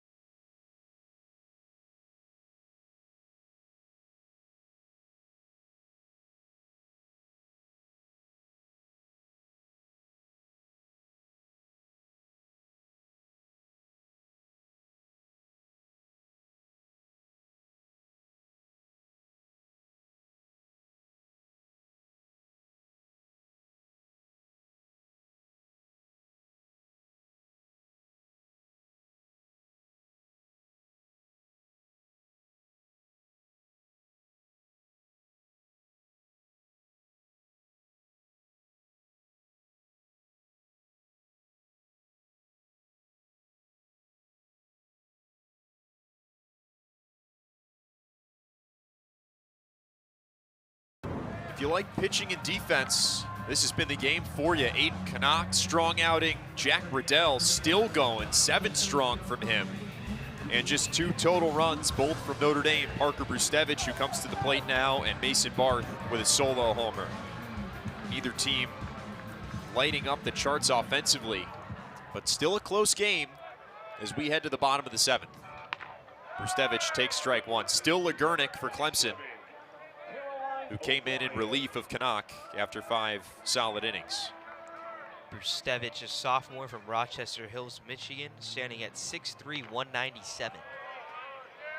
Takes ball 1. His freshman season batted .301 with the .415 on-base percentage, 36 RBIs. Led the team in hits as well as a freshman last year. Yeah, 56 that he had. And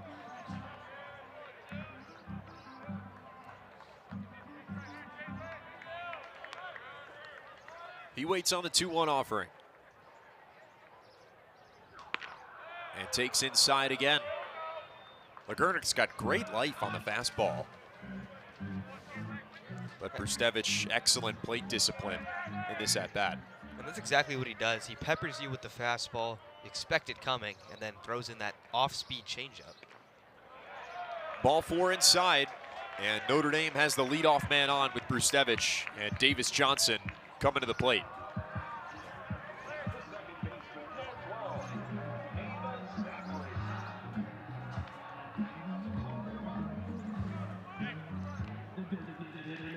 Johnson, the heavy hitter for the Fighting Irish. 2 strikeouts today. 1 swinging, 1 looking back in the 4th. Squares to bunt, gets it down. Here comes Dillard in from 3rd, throws on to 1st, then gets Johnson. But Johnson gets Brustevich over with the sacrifice bunt. Yeah, Johnson not having the best day for himself today, but you saw from the crowd there a moment ago, expecting great things, a bit of that Viking clap as he's one of the team's best hitters. But on those days that you're playing off, goes instead and elects for the bunt and will advance Brustevich to second base. A very selfless play by the junior. Now it's a sophomore, Jace Lee. And a great breaking pitch in there for strike 1. .969 OPS, 0 for 2, had a strikeout in the 4th from number 1. Fastball inside.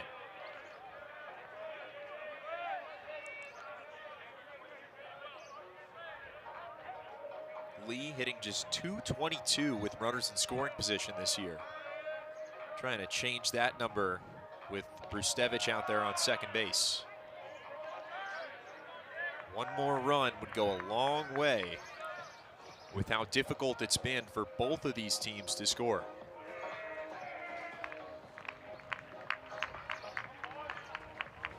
One-two to Lee.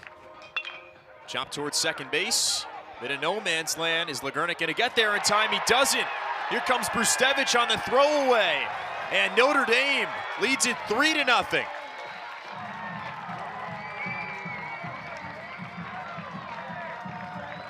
Get him on and get him over however you can. They do that time with Lee. And how you do that, capitalize on the better team's mistakes. The Fighting Irish do that right there. Brustevich clean running, finds his way to home plate. After the play made, it was a hit. The first baseman tried to throw it to Legurnik and just missed the ball. That one a little bit behind him. Got to lead the thrower in quarterback fashion. Does not do that there. And another mistake from Legurnik. Drills Mason Barth with a first pitch breaker, and Notre Dame has two men on and one out, having already plated one here in the bottom of the seventh. Maybe a bit of some tempers flaring or just in his own head.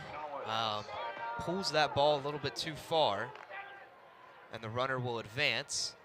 Yeah, this is going to be the end of the day for Legurnik, as we'll have a meeting on the mound and a couple players throwing in that Clemson bullpen.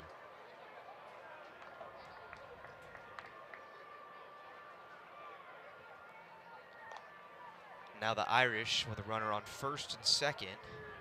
One out in the bottom of the seventh. Jamie Z will bat as soon as this mound visit is over. Drew Berkland to follow him. And Legurnik's going to stay. He'll remain in the game after a quick conversation with a Clemson pitching coach. And with two men on and one out in the bottom of the seventh, the freshman, Jamie Z, heads to the plate. 0 for 2 today with a strikeout and a flyout. We've seen some consistent emergence from the freshman, supporting his team, posting consistent RBIs at that. First pitch. In there for a called strike. Lefty-righty matchup here. The lefty Legurnik throwing to the righty Z. And Legurnik bouncing back with the strike there as Z's behind the count. Z chops one foul. 0-2. And the closing matchup against Louisville reported a hit and 2 RBIs, bringing him to 11 on the season with a .241 batting average. 0 for 2 on the day with a strikeout. Z trying to make it 1 for 3. Legurnik trying to get us to the 8th inning. Here's the pitch. Z, right field and deep. Back near the wall. It is gone! Jamie Z, 3-run homer. And Notre Dame leads it 6-0 in the bottom of the seventh.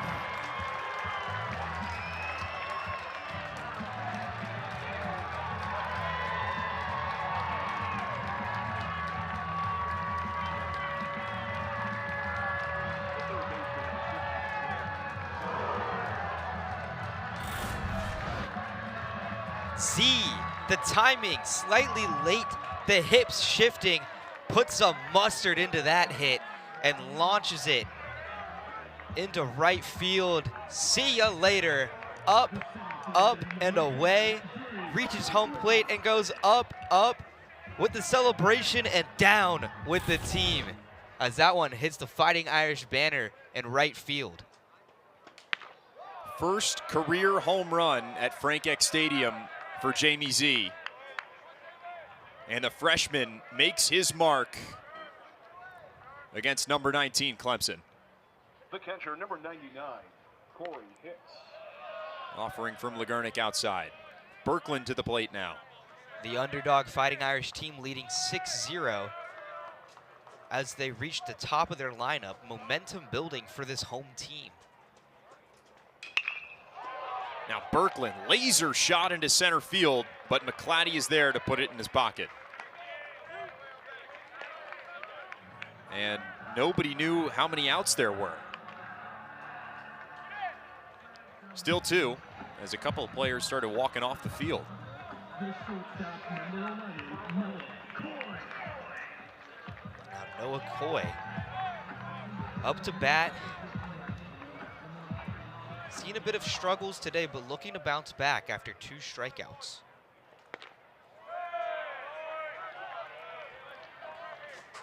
Both those strikeouts coming against Canuck, maybe something different from Legurnick, but that time an early strike he yields.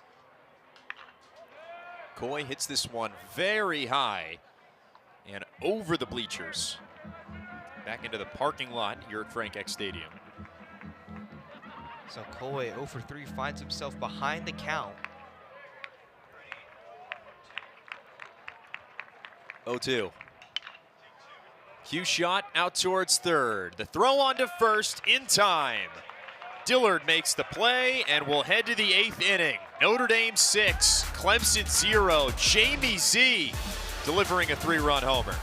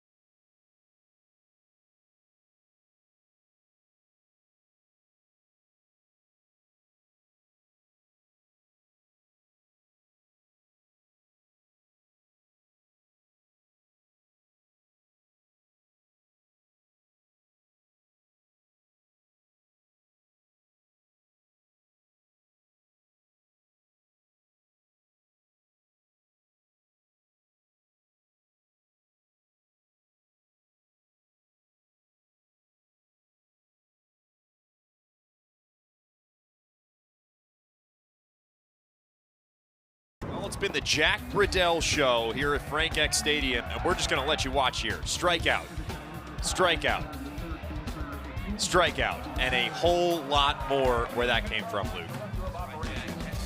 That's right, Jack, catching these Clemson Tigers swinging.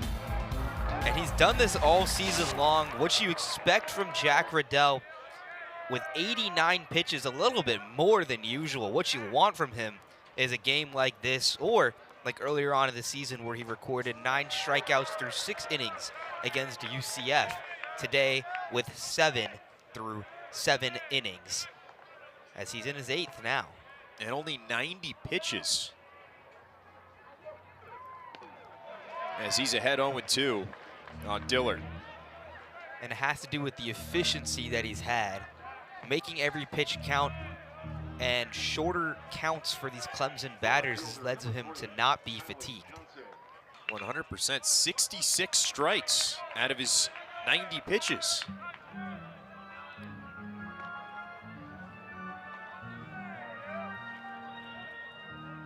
Still ahead 0-2 after the foul ball from Dillard. Dillard chops it towards third. Here's Z, who had the homer last inning. Long throw. Brustevich did not apply the tag, but he's going to immediately ask for a review. And Coach Stifler right out of the dugout to ask for the same. It was a close call at that. Dillard might have ducked away at the last second, arched the back to move out of way of the glove, but Brustevich says otherwise. the first baseman, and we'll see what they'll say. Brustevich came off the bag to follow the throw from Z. And we'll see if he got the tag in time. We'll watch from this angle first. Oh, did he get him on the helmet, Luke? That's what I was trying to look for there. It looks like he nicked him on the back of the helmet. It's close. It's very close because the follow-through would be moving in the same direction, so it's hard to see the change in the movement. From that angle, it looked like he got him there. This one's going to be harder to tell. Oh, it looks like he got him. I think he grazed him there, yeah. But the angle is just perfect. It's two moving objects moving in the same direction. The Irish will get the call. Quick reversal there on the review. And now one down here in the top of the 8th.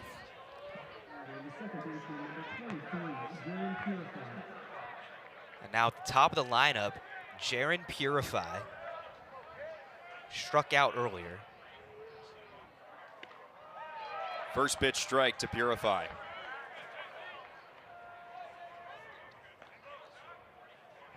Purify on a 5-game hit streak, and he's got hits in 10 of his last 11 games.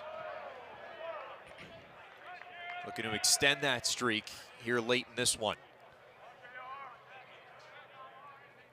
1-1 here. Chopper foul. Ooh, nice play from somebody on the railing of Notre Dame's dugout to snag that one. I believe that was Johnson. With the bare hand. Putting the paw on the ball. 1-2 now. Swing and a miss. Strike 3.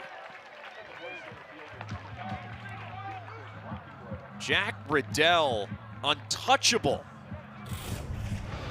And he's just making it look easy. I mean, we're into 8 innings.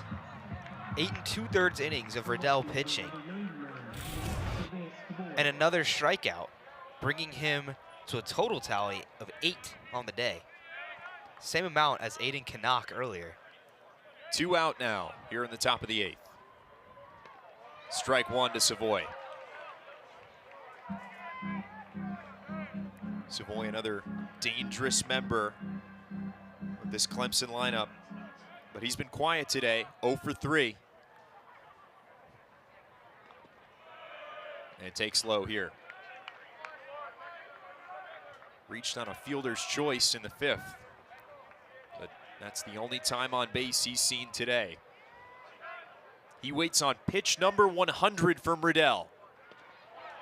And waves and misses. 100 is going to be a strike as Savoy finds himself behind the count.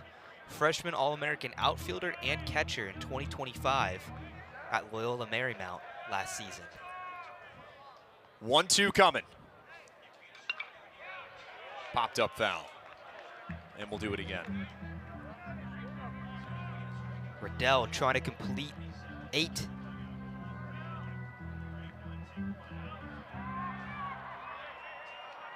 Savoy surviving. 1-2. Just fouled off. And back behind home plate. It remains 1-2.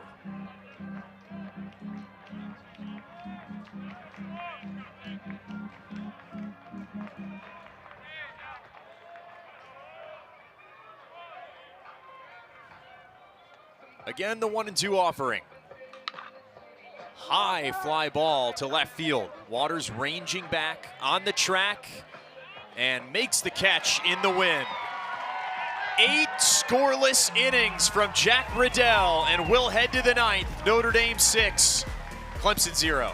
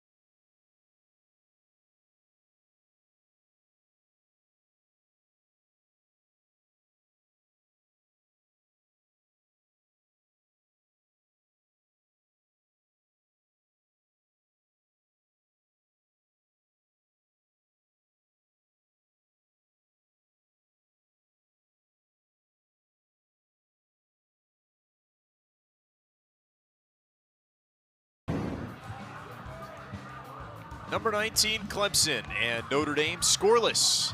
As we head to the bottom of the 8th, you see the difference there, the extra base hits. It's really been Notre Dame hitting the ball in the air and Clemson not being able to. Clemson just struggling with contact with the ball, but all credit to Jack Riddell and his phenomenal performance pitching this afternoon. Perfect with no hits, with no runs, through the 8 innings. Meanwhile, the Clemson Tigers going through their 3rd pitcher, Nathan Dvorsky. Yep, senior financial management major from Suwanee, Georgia. 6.35 ERA and 5 2/3 innings of work this year. And he pitched a no-hitter with the Lambert Longhorns in his senior year of high school out of Suwanee, Georgia, pitching right-handed. So we go right-handed, left-handed, right-handed pitchers from the Clemson Tigers.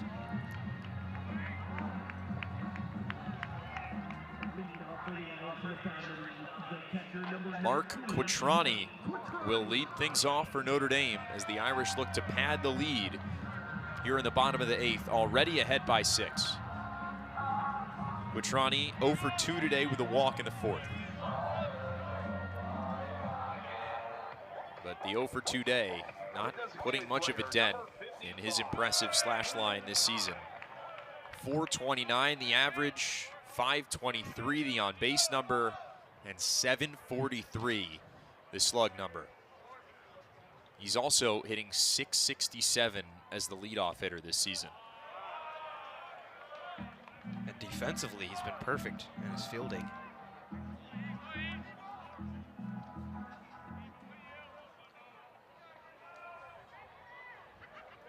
The 1-1 misses outside, 2-1.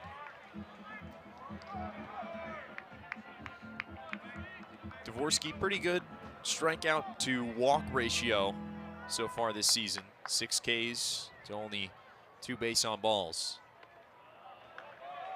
as he's behind 3-1 to Quattrani.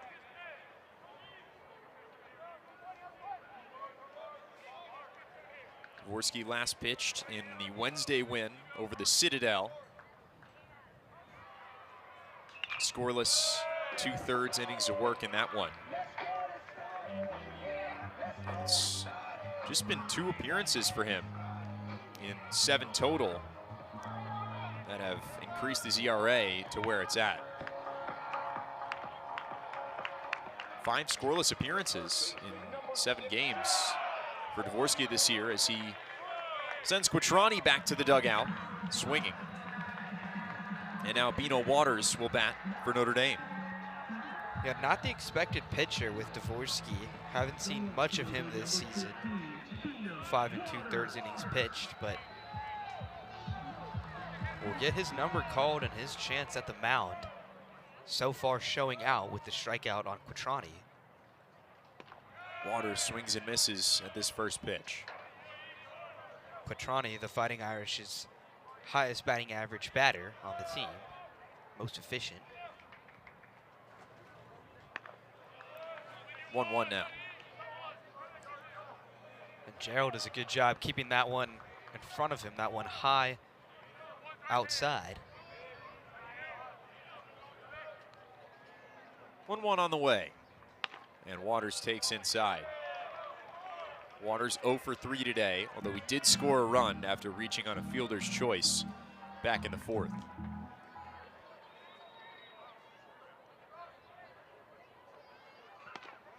He takes strike 2 here. And with 1 out, a 2-2 count to Waters. Last season led the team in multi-hit games with 16. Just fights this one off. Sort of a late wave at it, but a good job to stay alive.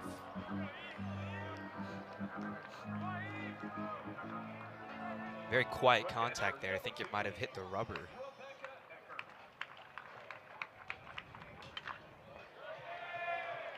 Weaves and sends a foul ball down the left field line now. And it's still 2-2 to the sophomore. He got the power right on that one. Made contact, but the key is the timing. That one a little late from the lefty. Dvorsky again. And Waters fouls it back straight into the netting. I thought we had a shot at that one if the netting wasn't there. Oh, maybe a shot at it. Maybe need to watch our heads or maybe I was the gonna windows in snag this that. booth. Well, I hope you could on that one. Snag it barehanded like Johnson did from the dugout an inning ago. 2-2. Another one. I was gonna I'm telling you, that one was mine. I would have said my ball there. I'm not gonna lie with you, Jack, and I would have taken that one. But you know, we each would have gotten a game ball. But fortunately for this netting, we preserve our hands, preserve our heads. In any case, Waters still alive, and it still is 2-2. One out here in the bottom of the 8th. Waters, another foul ball. Long at bat here for Bino Waters. This time he cuts under it, just as the same with the last 2 times, but the timing is there. Now he needs to make the right contact with the ball. Again, another foul ball. And an ovation now from this nice crowd here at Frank Eck Stadium, trying to will Waters on here. He is staying alive, still standing. Another 2-2, and it hit him. What a job by Bino Waters. 18 foul balls and finally makes his way down to first base. Waters just standing strong, thugging it out in the batter box and earns his base. It's now Parker Brustevich, who had a hit earlier in this one, will take the mound. Yep, he plated Waters with a hit back in the 4th inning. It's the only run Notre Dame has scored today that was not via the homer. Double play chance here, and Clemson capitalizes. Purify, Lichtenberger, and Gaffney combine for the double play, and we'll head to the 9th inning. Notre Dame 6, Clemson 0.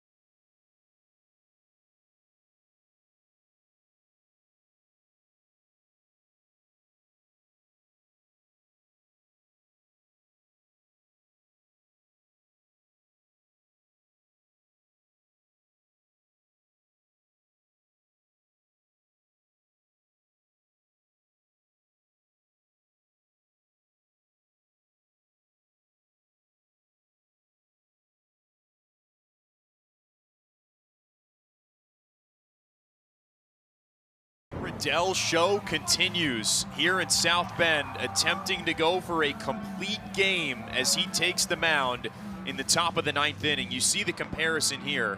Last week he goes 3 innings and allows 4 earned runs. Tonight, 8 and none so far. Making the most of his body with 78 strikes on 103 pitches, will take the mound again. And why not, Jack? I mean, he's not going to play for the rest of this weekend. You mentioned him as the Friday guy. Expect to see him hopefully next week against UNC on Friday. They do take on Western Michigan midweek, but a little bit of rest time for Riddell and some more performance and more chances to capitalize on what has been an amazing afternoon. First pitch, ball. 104 pitches for Riddell.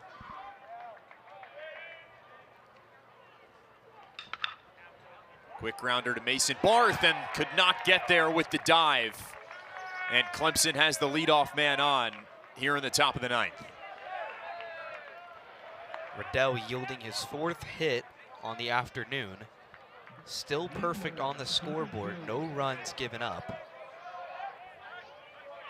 And they're going to let him stay in the game here with 105 pitches and the leadoff man on.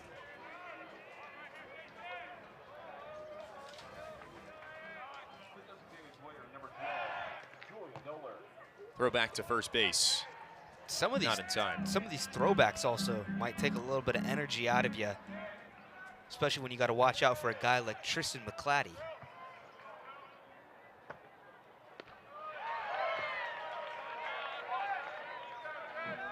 First pitch in there for a strike.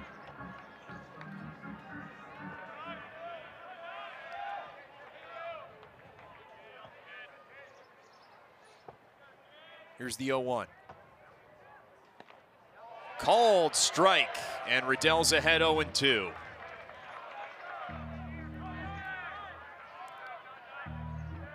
Gerald, senior out of Florence, South Carolina, finds himself behind, hitting .253 on his career.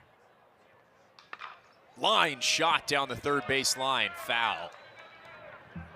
That is loud contact going foul. That's right, catches that one early and inside from the pitch from Riddell. Still 0-2. The pitch from Riddell. Just fouled off. Riddell looking to put him to sleep. Gaffney on deck.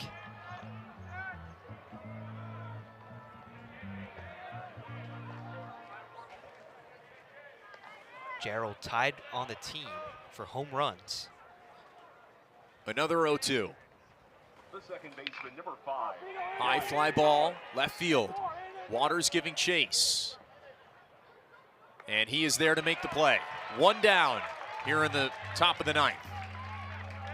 Well, Jack, that could have been great timing talking about his home runs. Got a lot of power on that hit, but cut underneath. And Brustevich, my fault, Waters makes no mistake. Gets the out for the Fighting Irish. First one of the ninth. Runner on first, and Gaffney to take the plate. Notre Dame has right-hander DJ Hellwig warming up in the bullpen, but seems like they have every intention of letting Riddell attempt to ride this one out. First pitch ball here to Gaffney. McClatty on first. 1-1 now. Gaffney transferred from Purdue, originally from Danville, Kentucky, redshirt junior, standing at 6'1", 235. 1-1. Chop towards third. Z waits on it. Throws to first. Nice play by Brustevich to dig it out. What a play by Parker Brustevich for the second out of this ninth inning. It is a hard throw from third base to first. That one coming in low and bouncing, seemingly at the worst time, but makes the play, makes no mistake, and gets the out with his foot still on the bag.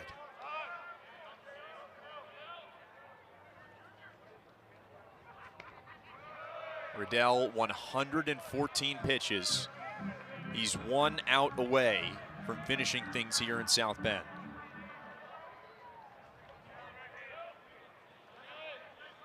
One runner on second is Tristan McClatty. The batter, Ty Dally. He waits on the 1-0. Did he go? Yes, he did. 1-1.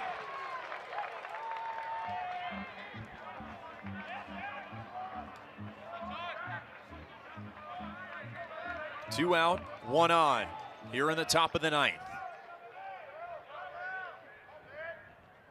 Riddell sets, fires. He did not go that time. That Notre Dame dugout living and dying with every pitch. Dally playing around a little bit, getting second guessed by these Riddell pitches. 27 still playing strong. 2-1 now. Hard hit towards first. Brustevich is there. A flip to first. In time. Riddell, radiant. A complete game. And Notre Dame wins it.